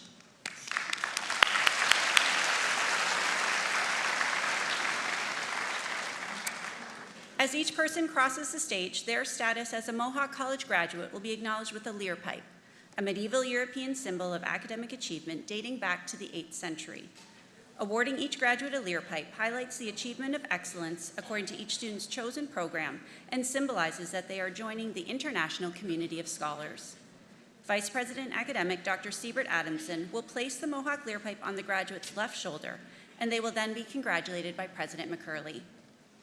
Convocation is always a time of celebration for our graduates and their families, and we encourage you to applaud and acknowledge your graduate as they cross the stage. Il me fait plaisir de souhaiter les bienvenus aux membres de la communauté francophone.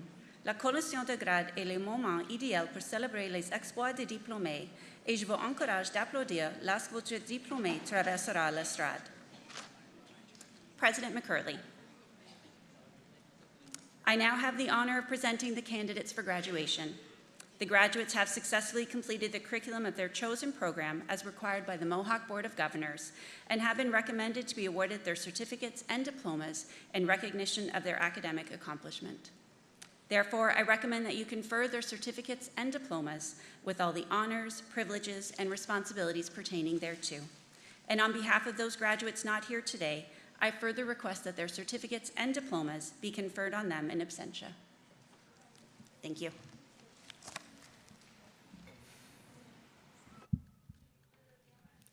Business. Valentina Acevedo Guzman.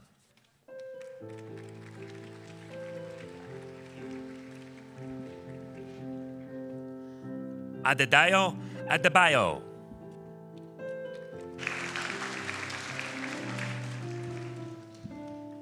Samara M. Alamar, honors.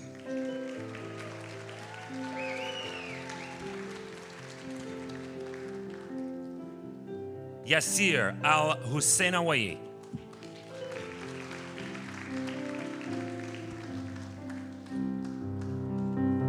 Nahida Amini.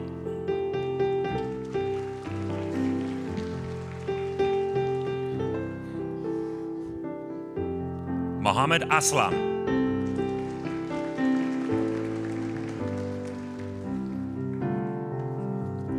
Abby Awalt.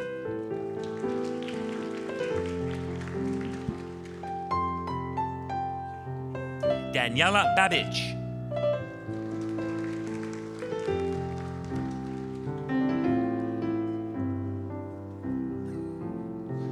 Emma Beck, honors.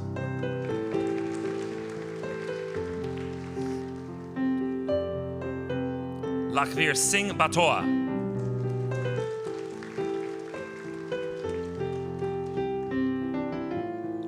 Danisha Boneo.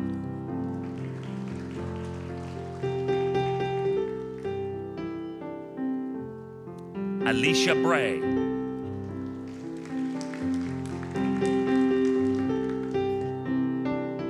Kushi Chandra.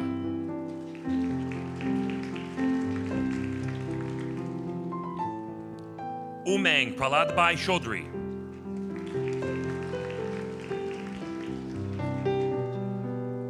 Ubin Baswala Chehetri.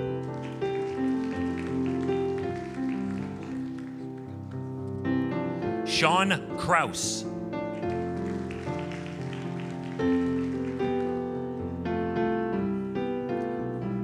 Taylor Dubuck, honors.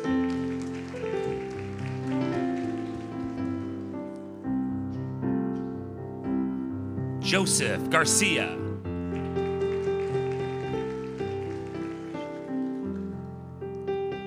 Vishesh Garg.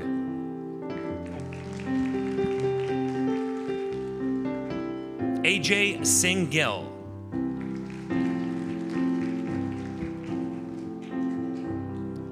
Gloria Innocent.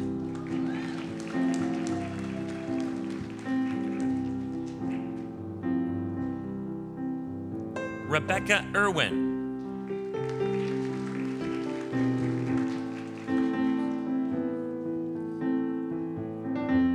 Marissa Jacobs.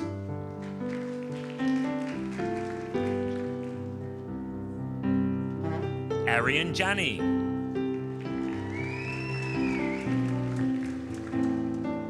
Amandeep Kaur.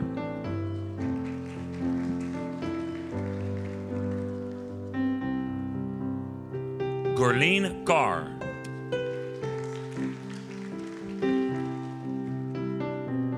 Harpreet Kaur.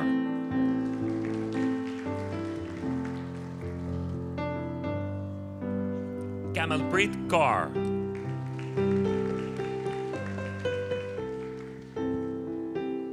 Komalpreet Kaur.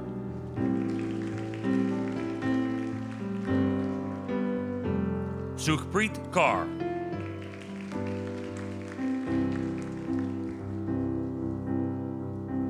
Madison Lacey.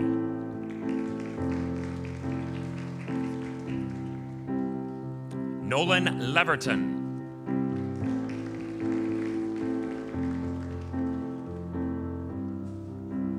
Ria May Lumandas.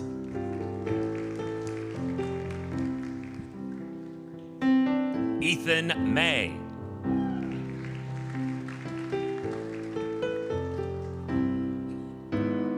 Michaela Meneman.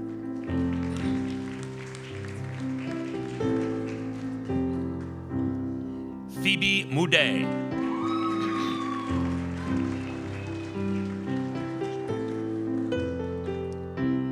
Navnoor.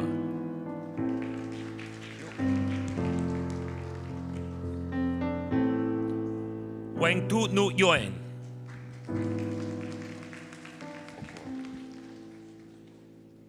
Michael Okoro.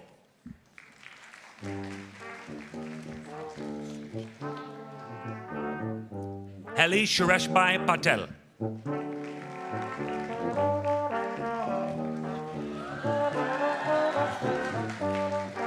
Shivan Vijesh Patel.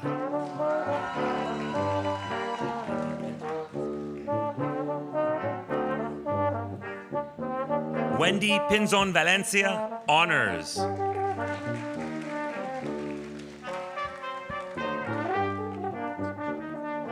Megharaj Singh Raul.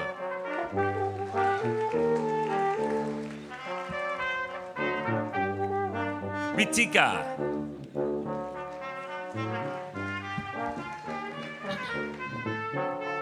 Jason Roman.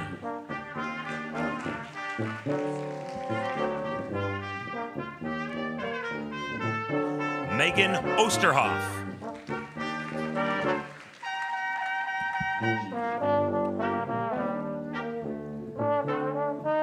Yingji Shao.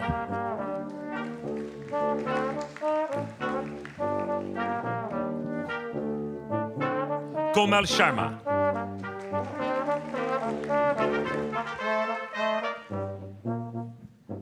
Amanpreet Singh.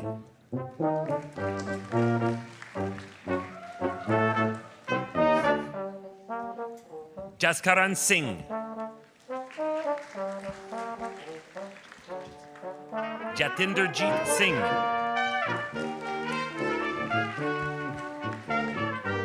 Manraj Singh.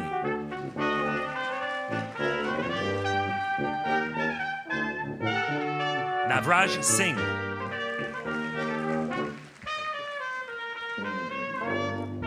Karandeep Singh.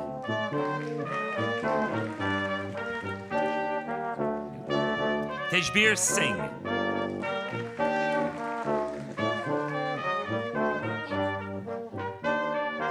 Yuvraj Singh.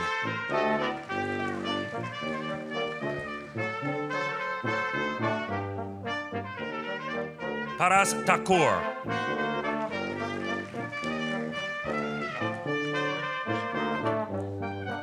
Braden Shuton.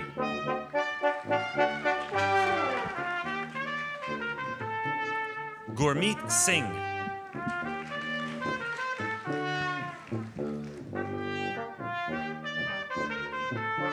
Rose Ann Tumbaga.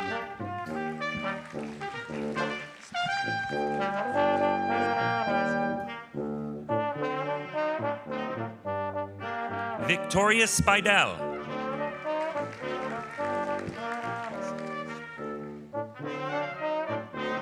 Sama Sukar, honors.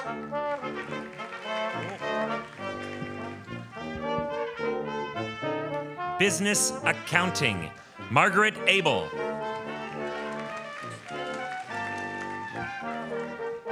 Ishmeet Kaur Aluwalia.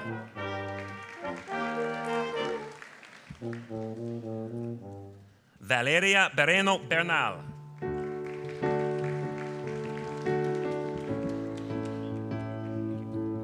Hunter Began.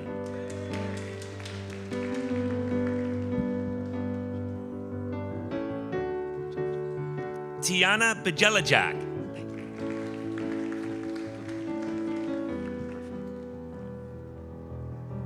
Kathleen Burfoot, honors.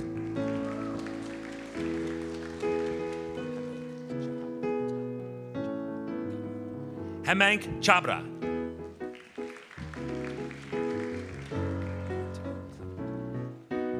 Linta Clement.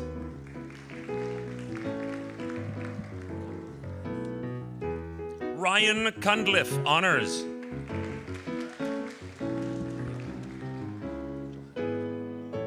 Johanna Dazarios.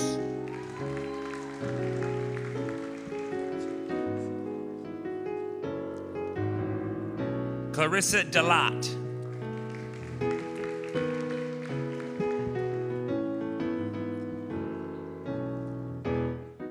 Marika DeWitt honors.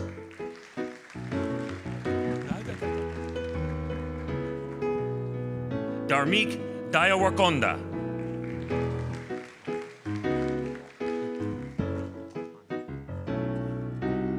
Litu Ando.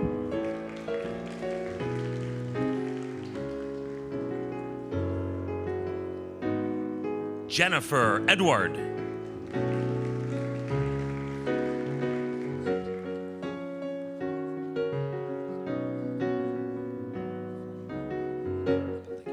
Sundeep Giawali.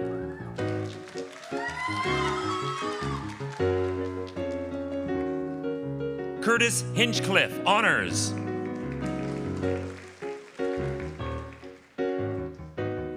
Taranpreet Kaur.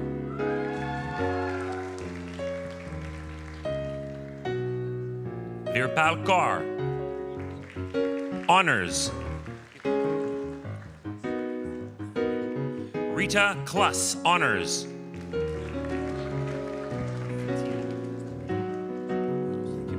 Constantina Cunhos.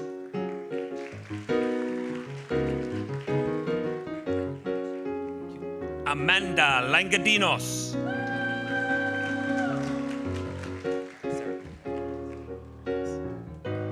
Sarah Lopez Gomez.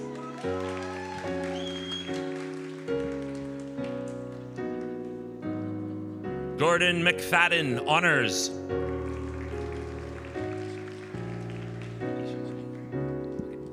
Isha Deepak Modi honors.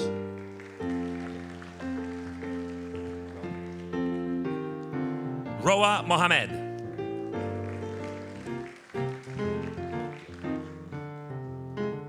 Nitin Modgil.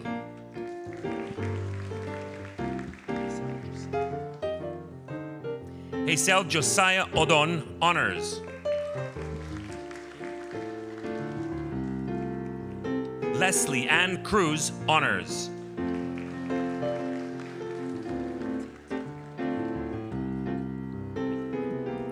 Titan Tui Nguyen honors. Arshil Ramesh Kumar Patel.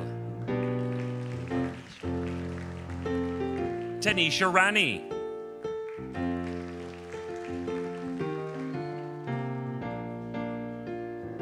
Justin Robinson honors.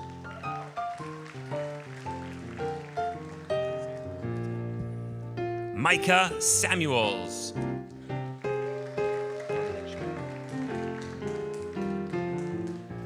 Dominic Schmidt.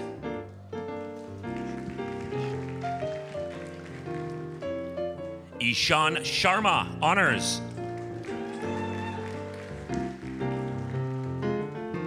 Hardeep Singh.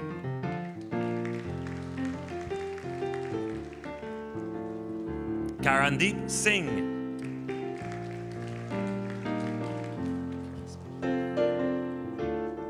Carrie Smith.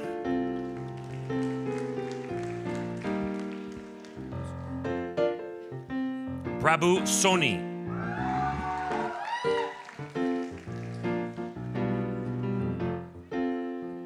Mahbuba Sultana.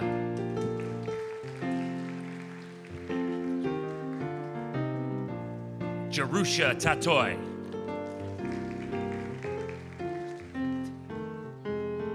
Justin May Tenio honors.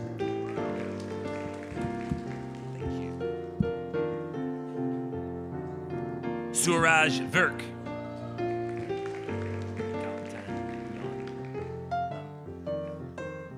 Galtan Yan Vo honors.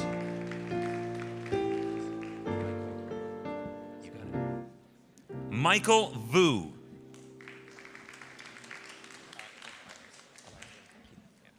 Elias Whittington.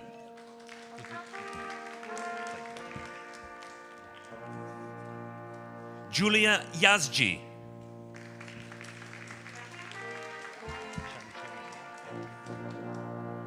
Shanchun Sho, honors.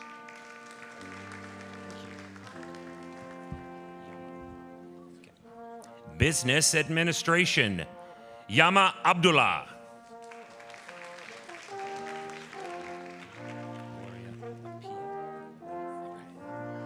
Gloria Apia Kubi.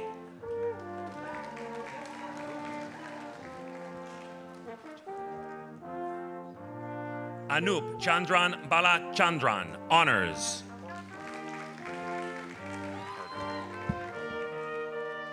Michael Carter, honors.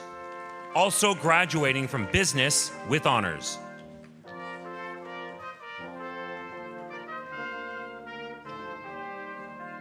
Junyang Chen, honors.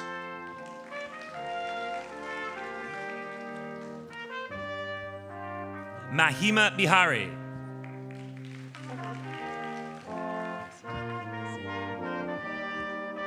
Nicholas Casilla, honors. Paige Ait, honors.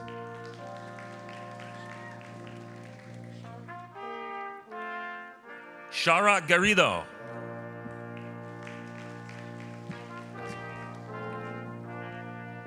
Basil Hamza.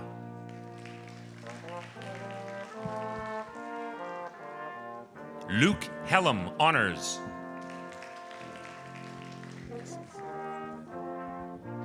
Olivia Hessels.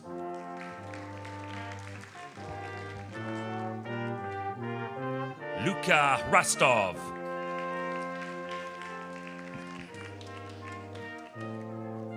Zach Leonard, honors.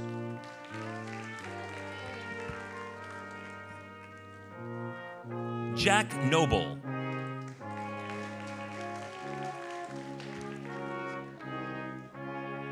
Gage Robinson, honors.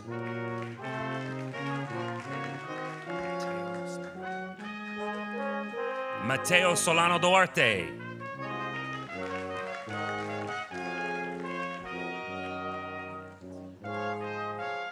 Olivia Starks, honors.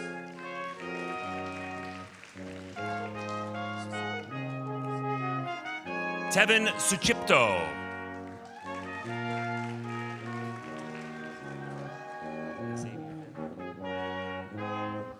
Xavier Venn.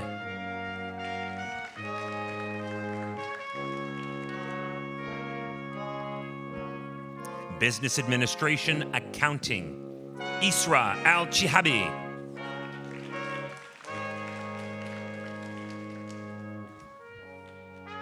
Hovan Aziz.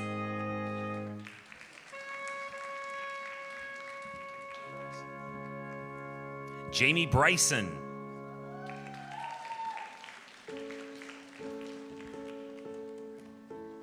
Beatrice Ingabire.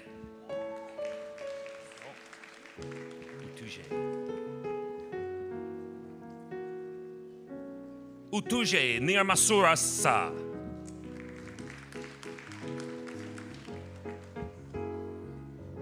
David Spring, honors.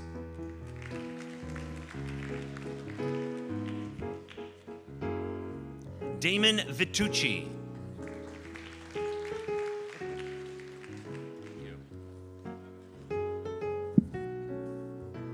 Business Administration, Human Resources, Ryan Allison.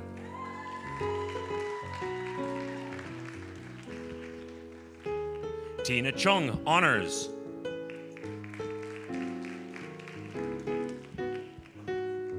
Sabrina Dem.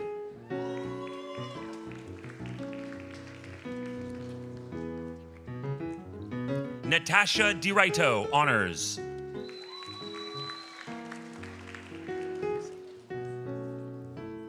Carissa Fox.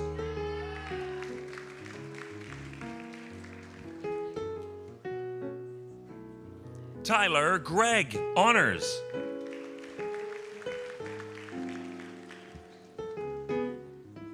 Miriam Ephraim.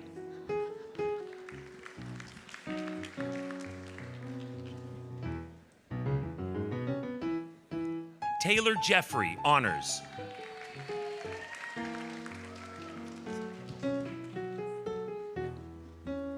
Samantha Lomas, honors.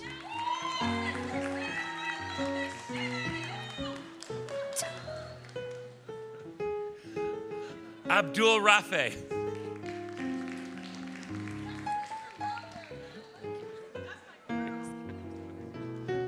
Ainsley Robertson.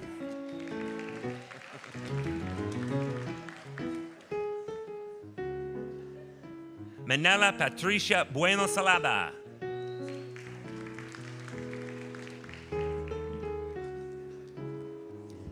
Nabia Siddiqui.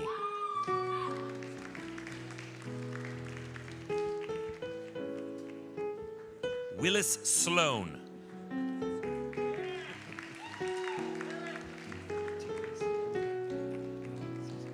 Niall Tigris.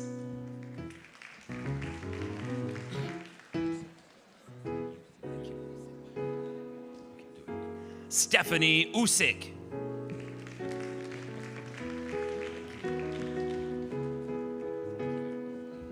Lily Vrivogel.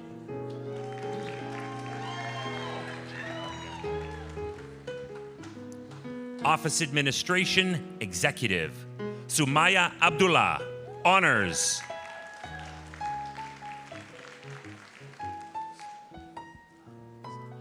Husa Amnul Salam, honors.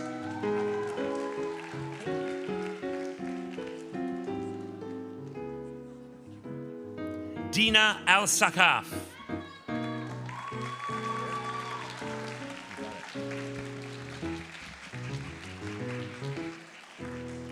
Jashan Arora.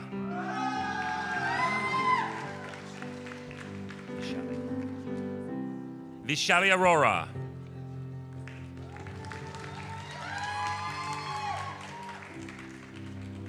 Mohammed Badran.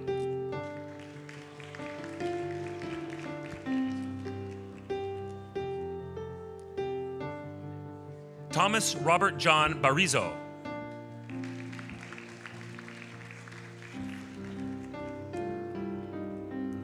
Patricia Faye Beloria, honors.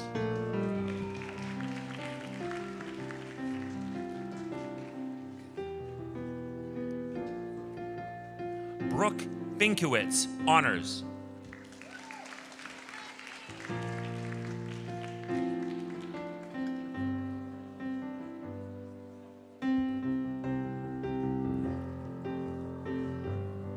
Janessa Brower, honors.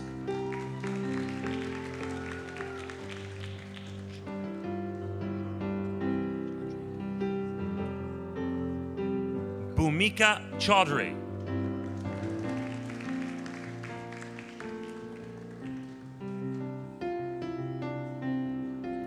Haley Day.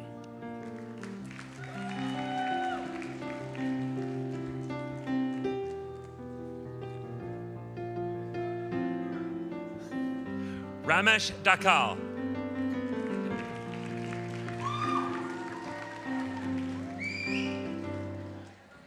Alicia Gurung.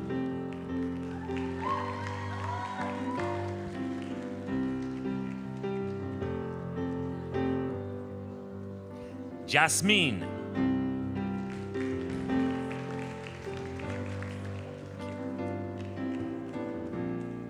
Linda Emilia Yuhas, honors.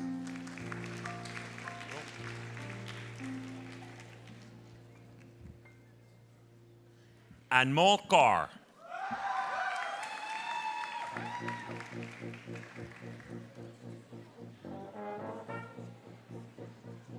Gaganpreet Kaur.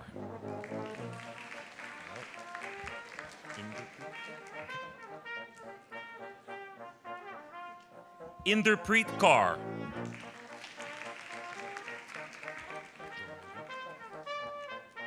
Jobandeep Kaur.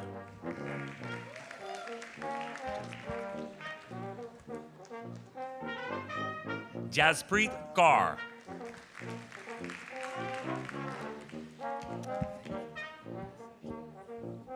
Ramanjit Kaur.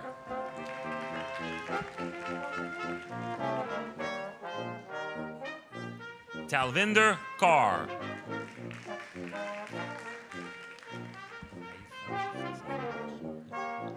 Haifa Kashab, honors.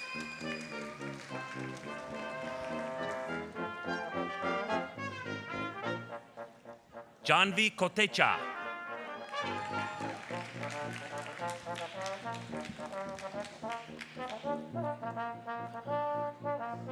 Sushant Kumar.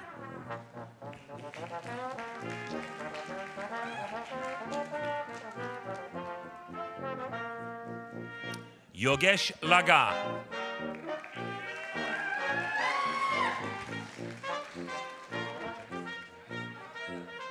Angelica Lopez Juarez.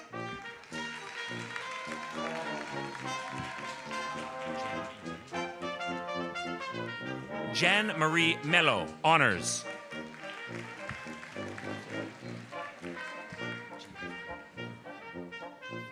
Gia Pandey.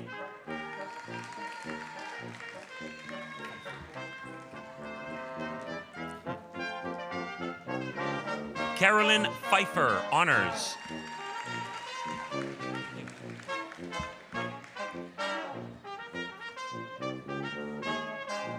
Kajal Ray.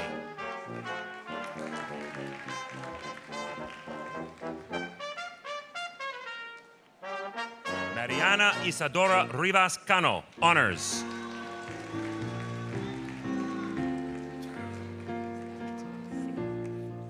Lorna Lynn Shand.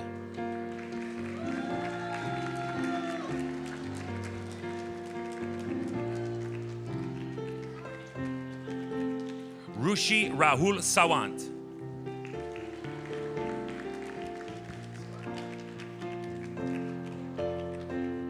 Ishu Manbir Singh.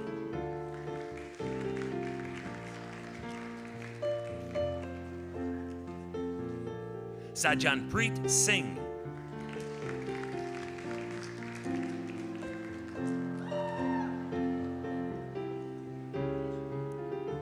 Deep Amit Kumar Taylor.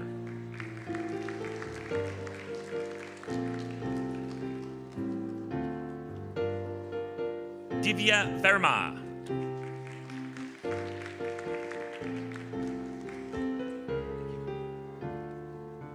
Dana Wakil, honors.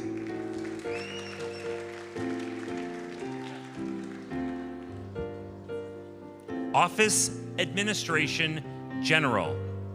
Diana Al-Hayambo.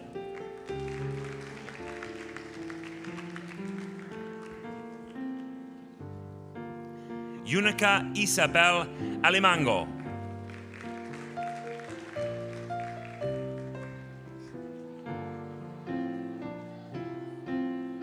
Silvana Cassandro Cabreles, honors.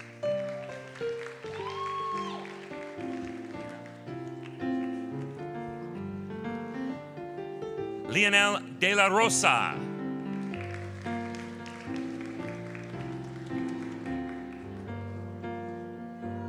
Karen Detmar, honors.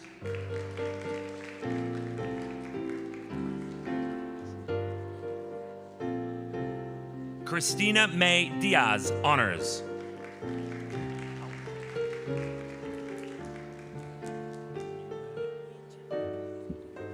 Mwejivoke Diegbe.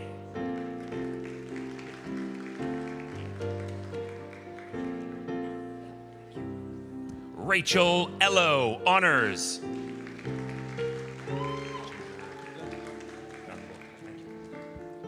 Tajinder Gangotra.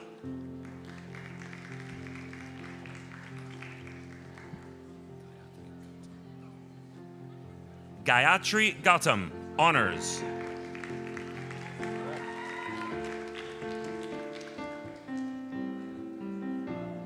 Sanjida Hossain, honors.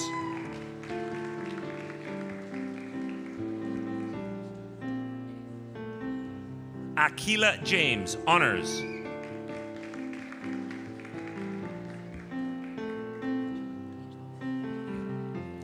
Angela Lukak.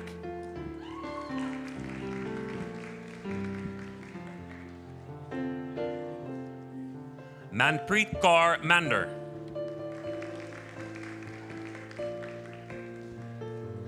Navedan.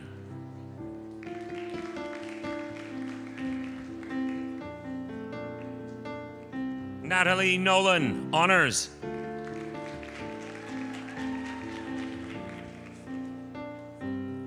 Melissa Perry.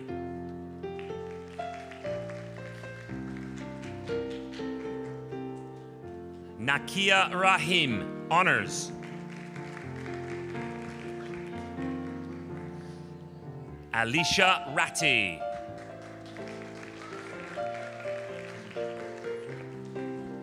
Kenisha Ricketts.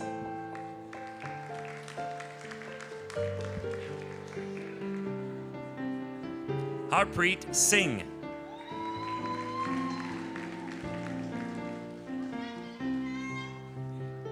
Raghuvir Singh.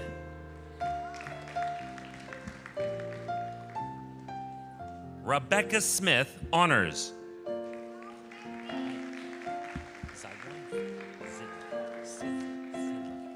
Nicole Sidlow, honors.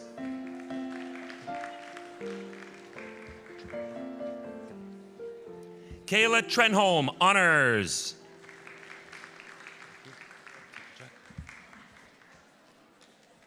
Isabella Tucker Jack.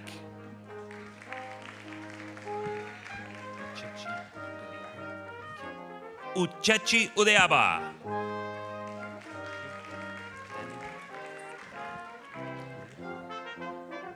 Leah Vandenberg, honors.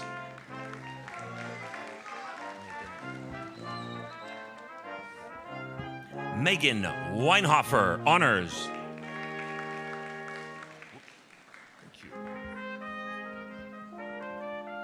Office Administration Health Services. Cyril Marie Anog, honors.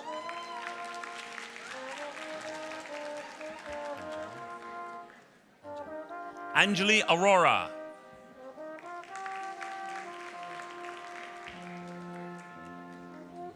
Manik Aurora.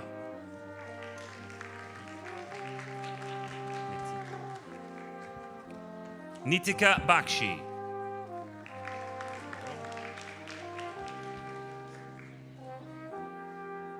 Mabel Balinas, honors.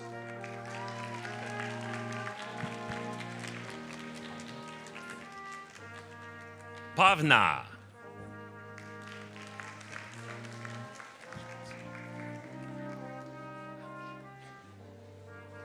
Paige Brinson.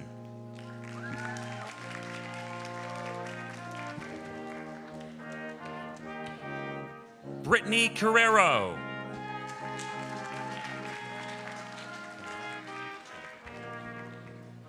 Claudia Camara.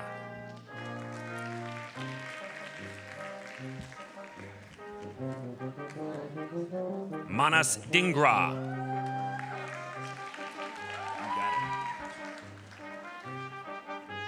Shivani Deer.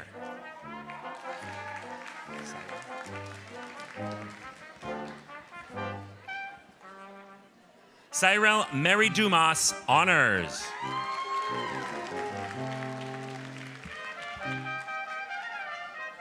Jessica Ferreira.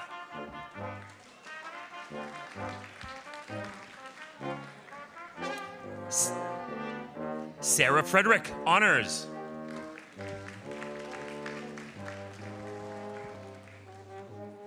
Desiree Gail Giang, honors.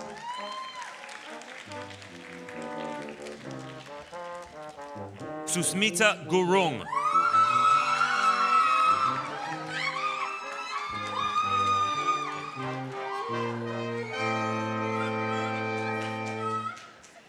Josie Lynn Hilario, honors.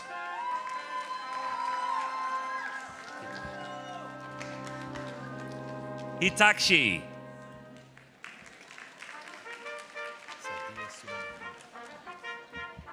Sadia Suleiman Ingar, honors.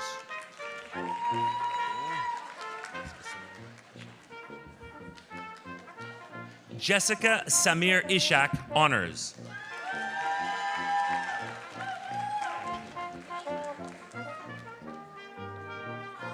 Prachi Jalaf.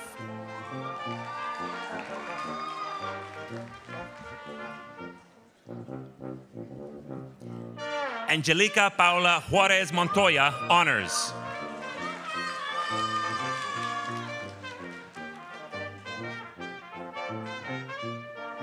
Amy Siamara Hulka Seto.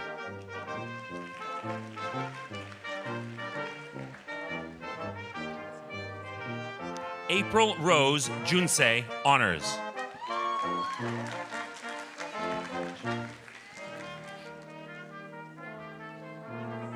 Anshvir Kamboj.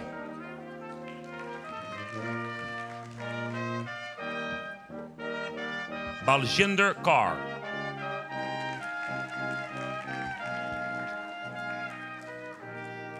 Bhawanjot Kaur, also graduating from Office Administration General.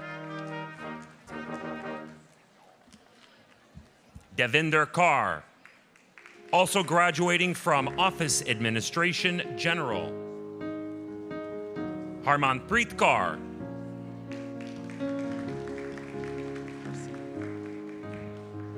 Harsimran Kaur.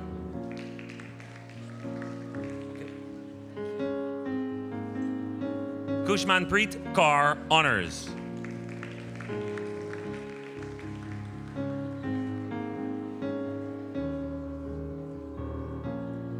Manpreet Kaur.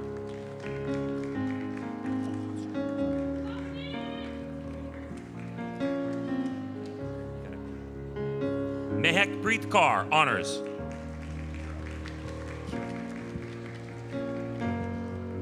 Kirandeep Kaur.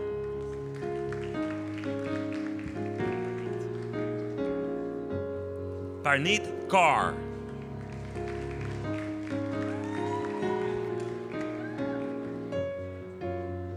Pavneek Kaur.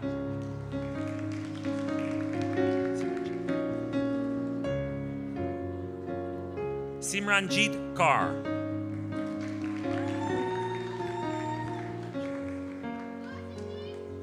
Prabjeet Kaur, honors.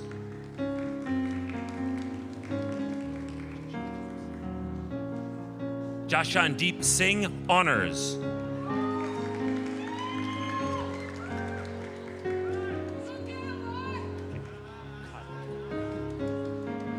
Swastika Khadka.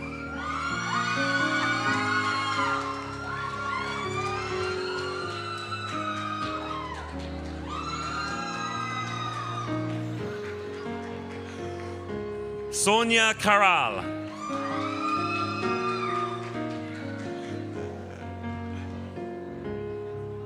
Ranavandeep Kaur.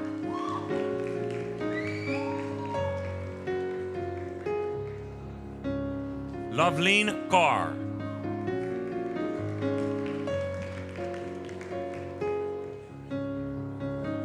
Khushi.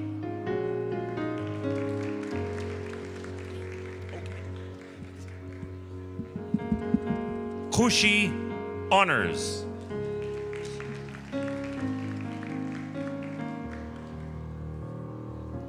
Mansingh Maji.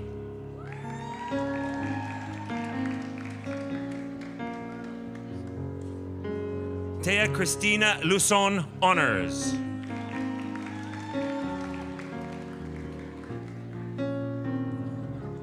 Olivia Carrigan.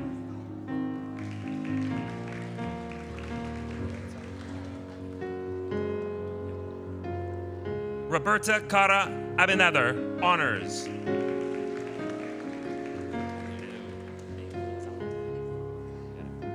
Naomi Lozano Hernandez, honors.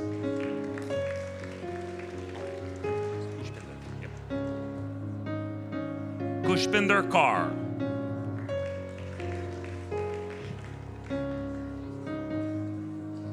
Isha Singh.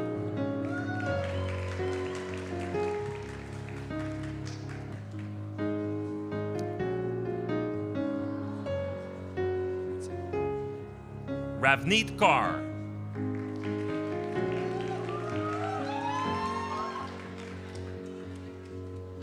Palvé.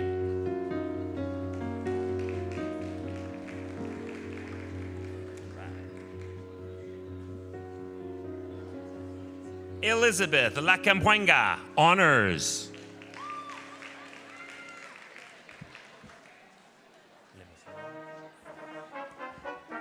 Jinky Lemosnero, honors.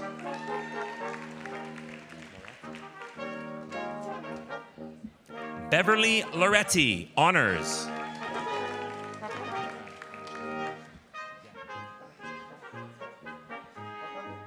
Angelina Marson.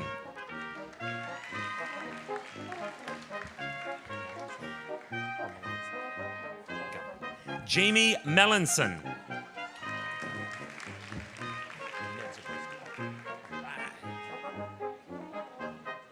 Michelle Medzabrodsky, honors.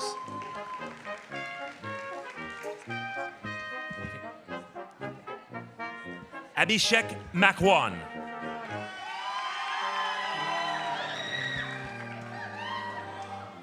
Narendra.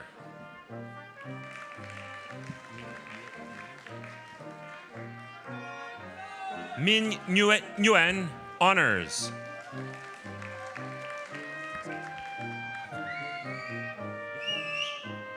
Ni Nok Nguyen, honors.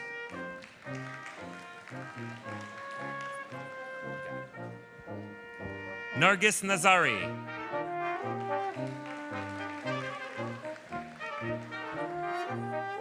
Nidhi, honors.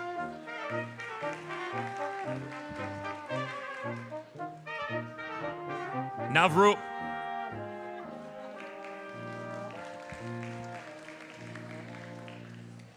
Nikita.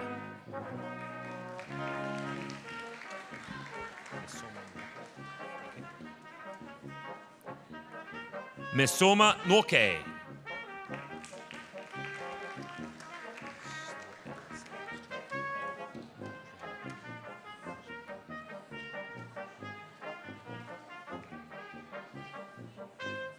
Noel Rajnikant Patel.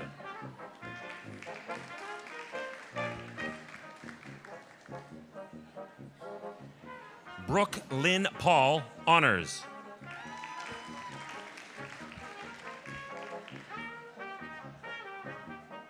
Kushbu Bakshwarbi Rathod.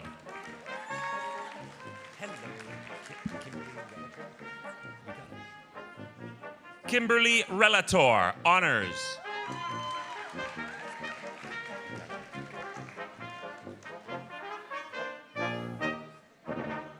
Joseph Ruiz, honors.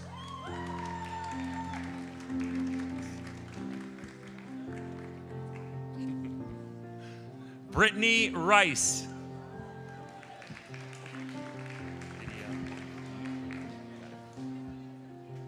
Lydia Hong Yu.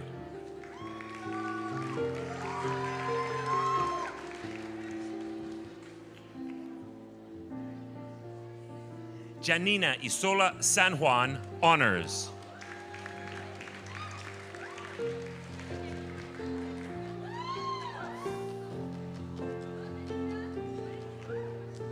Bipin Sapkota.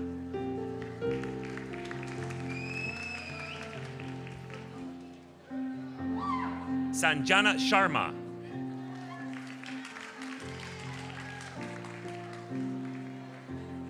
Simran.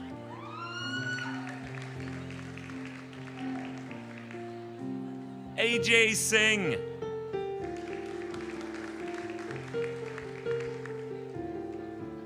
Ishneet Singh. Also graduating from Office Administration General. Luba Shevchenko.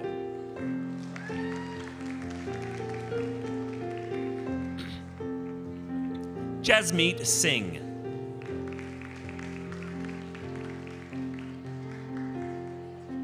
Manjeet Singh.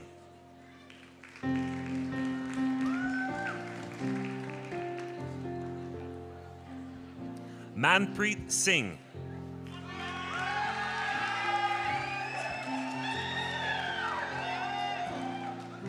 Desiree Steves.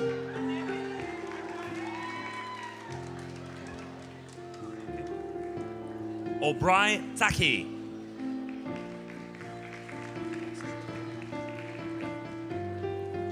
Alexis Tobe.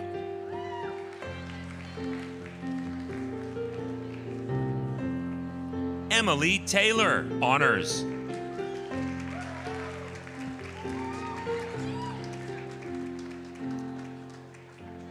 Joey Texan, honors.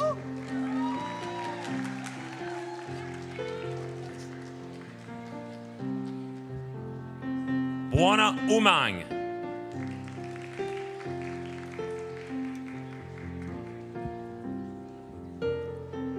Office, Administration, Legal. Smarika Bashista.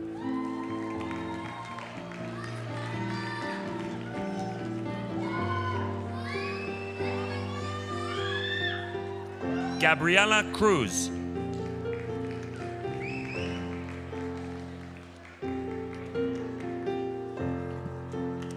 Kayla Frampton, honors.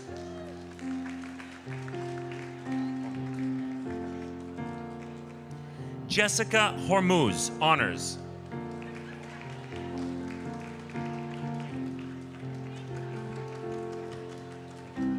Nicole McGahee.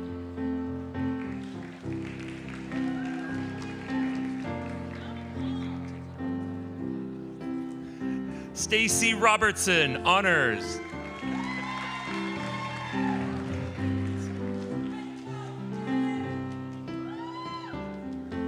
Nurpreet Singh.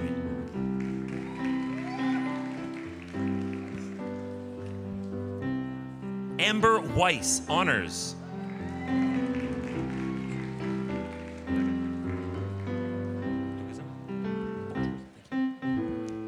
Tourism. Gaganpreet.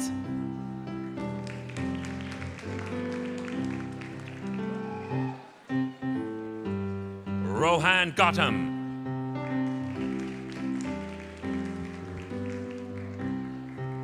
Himani.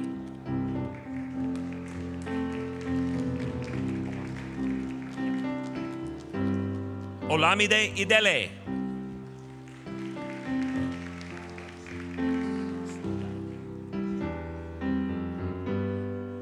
Reese Jones.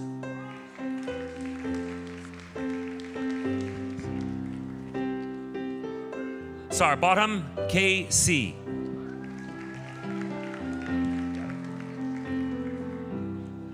Amanpreet Kaur.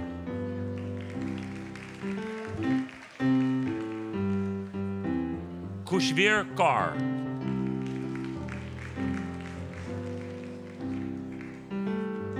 Manvir Kaur.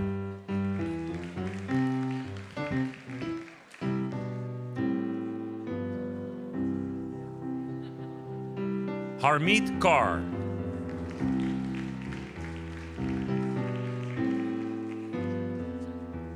Mekhadeep Kaur.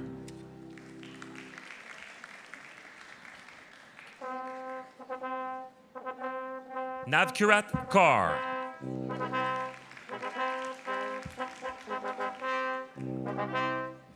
Prabjot Kaur.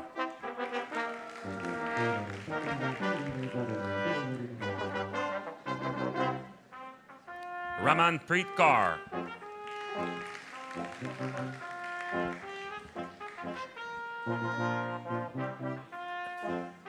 Ranjit Kaur. Sukhpreet Kaur.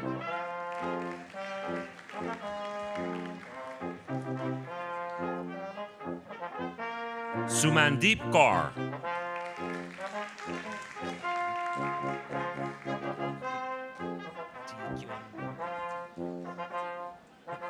T. Quin Lung.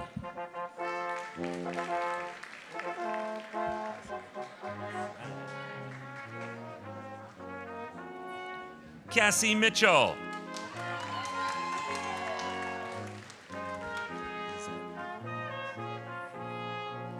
Lizanne Lika Mones. Honors.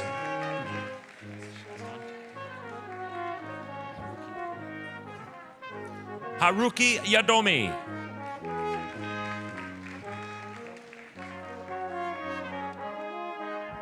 Part Ricci.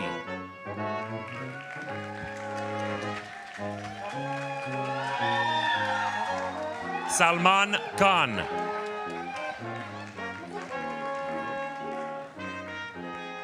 Navrup Singh.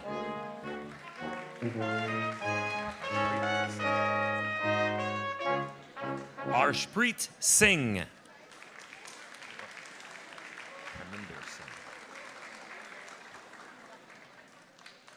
Harminder Singh.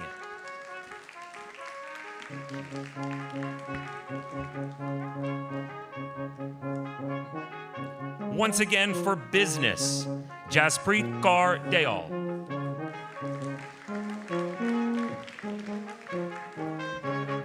Anshika Garg.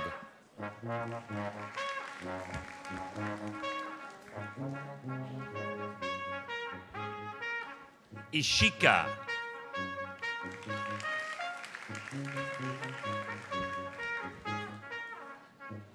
Akina Jaldu.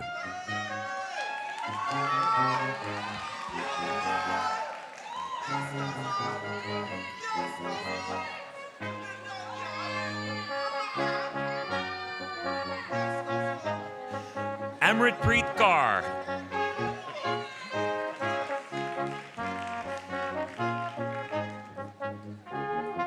Komalpreet Kaur.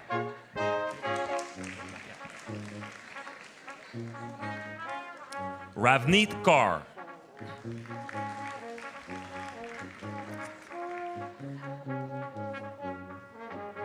Satya Luthra.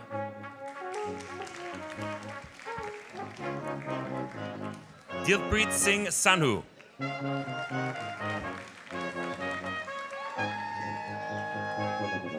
Bahya Sharma.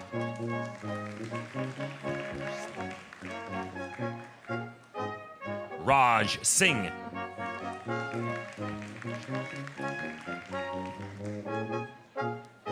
Sharanjot Talwar.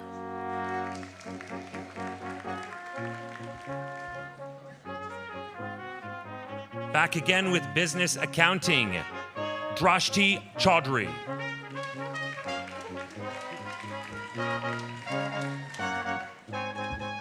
Parmeet Kaur.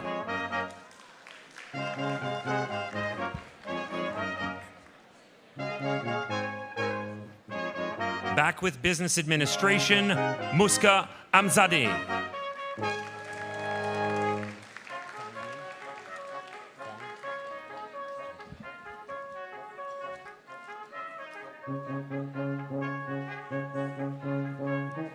Kwang Win Honors.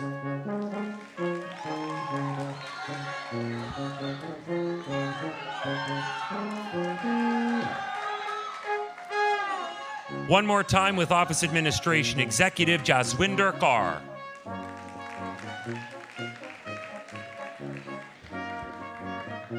Mehakdeep Kaur.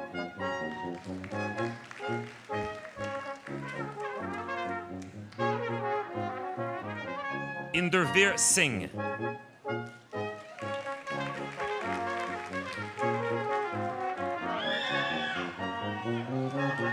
Jagwinder Singh.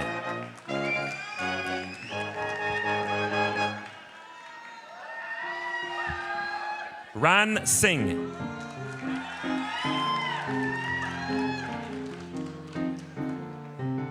Taranjit Singh.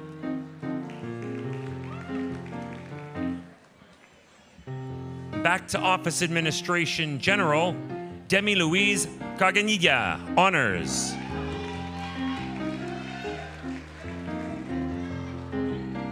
Harmanpreet Kaur.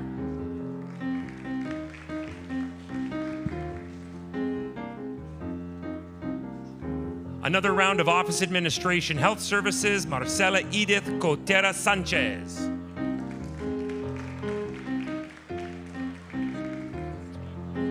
Sukhmanpreet Dhillon.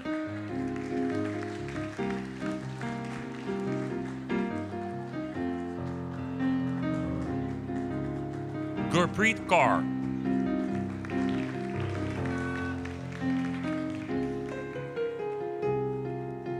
Ravneet Kaur.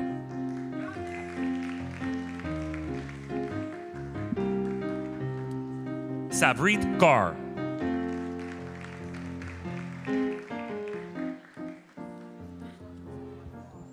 One more time for tourism, Teresa Brennan.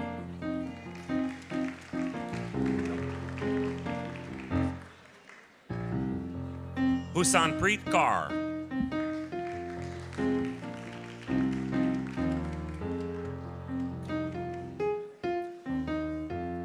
Jaspreet Kaur.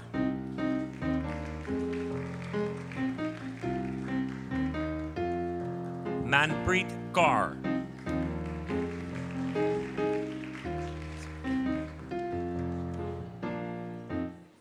Simranjot Kaur.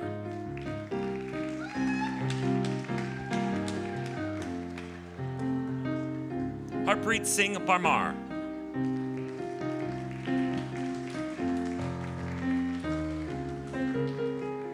Gaganjot Singh.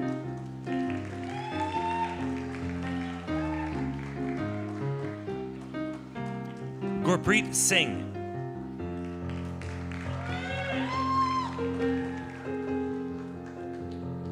Taranveer Singh.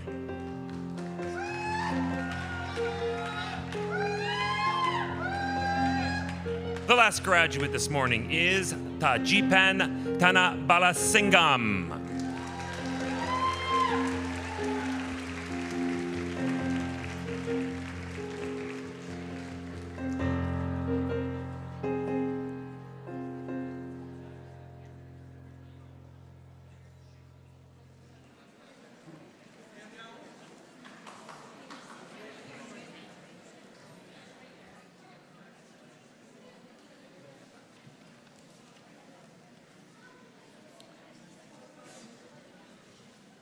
As a member of the Board of Governors of Mohawk College of Applied Arts and Technology, and on behalf of the entire board, I have the honor of admitting today's graduates to Mohawk College's alumni community. We are proud of what you've accomplished, and we look forward to seeing what you'll contribute as highly skilled and future-ready Mohawk College graduates. And now you'll be welcomed into the alumni community of graduates of Ontario Colleges of Applied Arts and Technology, an honor bestowed only upon those who have met the high standards of conduct and learning. Graduates, at this time, we would ask that you please stand if you are able to do so.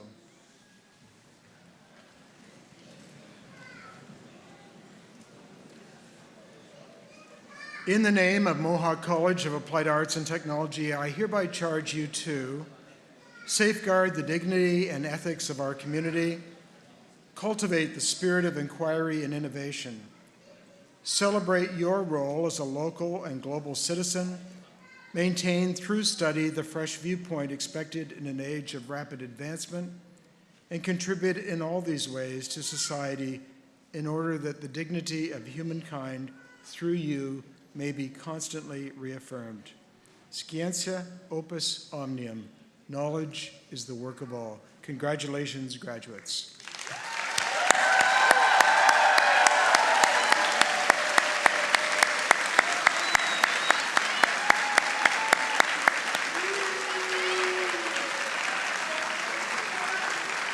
Please be seated.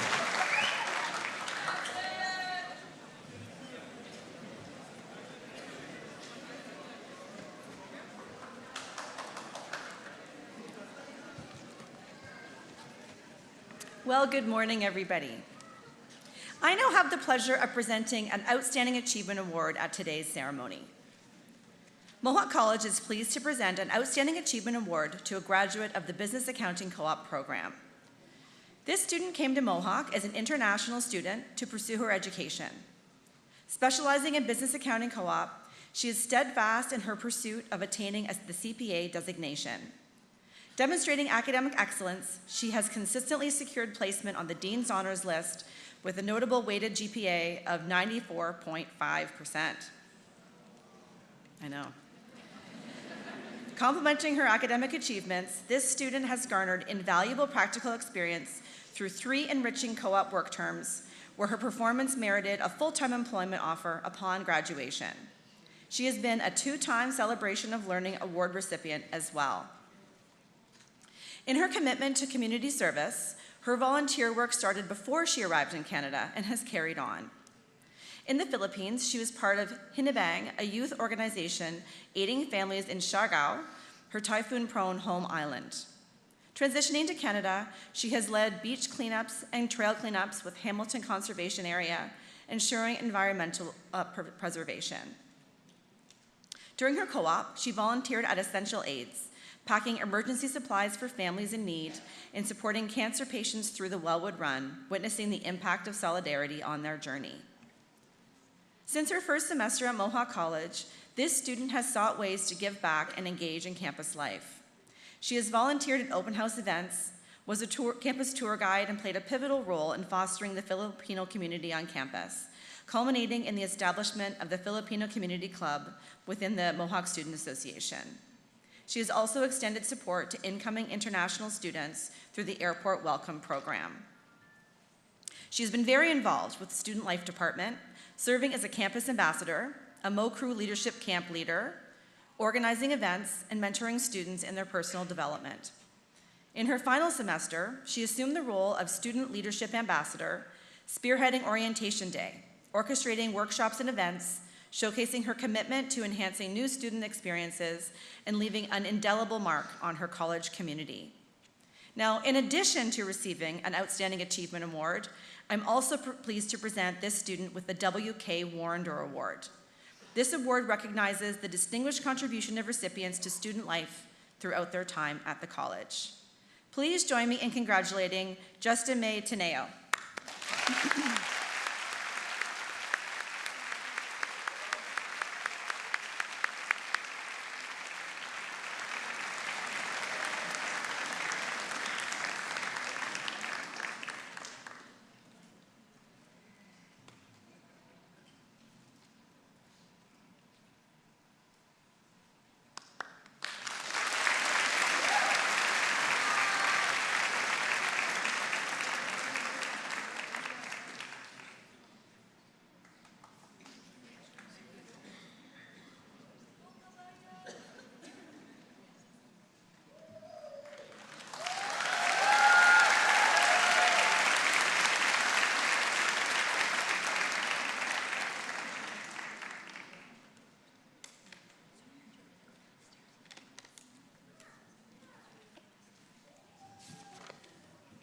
I am now pleased to present a graduate medal and a Governor General's academic medal at today's ceremony. The Mohawk College graduate medals are awarded to one student per faculty who achieves academic distinction while maintaining honors standings with no failures. The medals are presented annually at the spring convocation to a full-time graduating student with the highest grade point average of each faculty, as determined by the registrar. The criteria for this award stipulates that it is issued on academic marks only. Now, in addition to the graduate medal, I'm also pleased to present this student with the Governor General's academic medal. The Governor General's academic medal, established in 1873, is one of the most prestigious awards that can be received by a student in a Canadian educational institution for exceptional academic achievement. The Collegiate Bronze Medal is awarded annually at the spring convocation to the student who achieves the highest overall average upon graduation from a diploma-level post-secondary program. The program must have a minimum 2-year full-time duration. The recipient is selected from the graduating classes spanning an academic year. On behalf of Her Excellency, the Right Honorable Mary Simon, Governor General of Canada, I present the 2023-2024 Collegiate Bronze Medal to a graduate of the Office Admin Executive Program. Please join me in congratulating Carolyn Pfeiffer.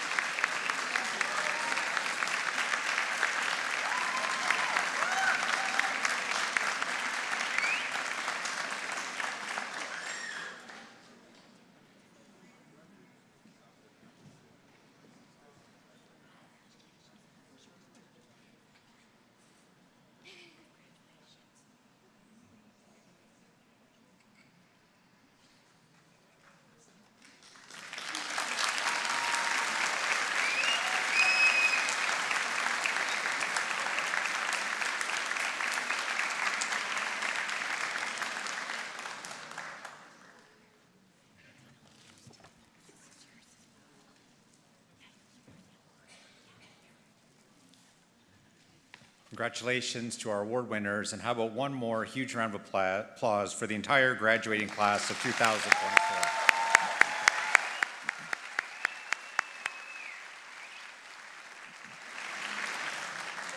I want to take this opportunity to thank the musicians for providing today's music.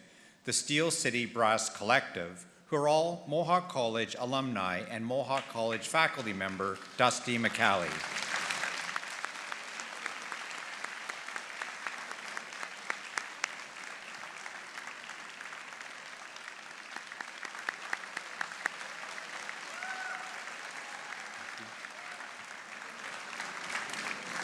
And a big thank you to the voice behind the curtain who introduced each graduate today, broadcast media alumni Chris May.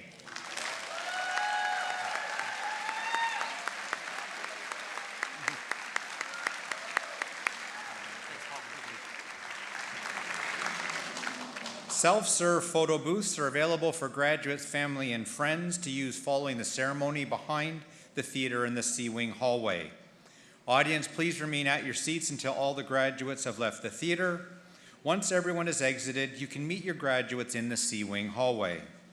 And now, graduates, family, and friends, I declare your convocation ceremony is closed.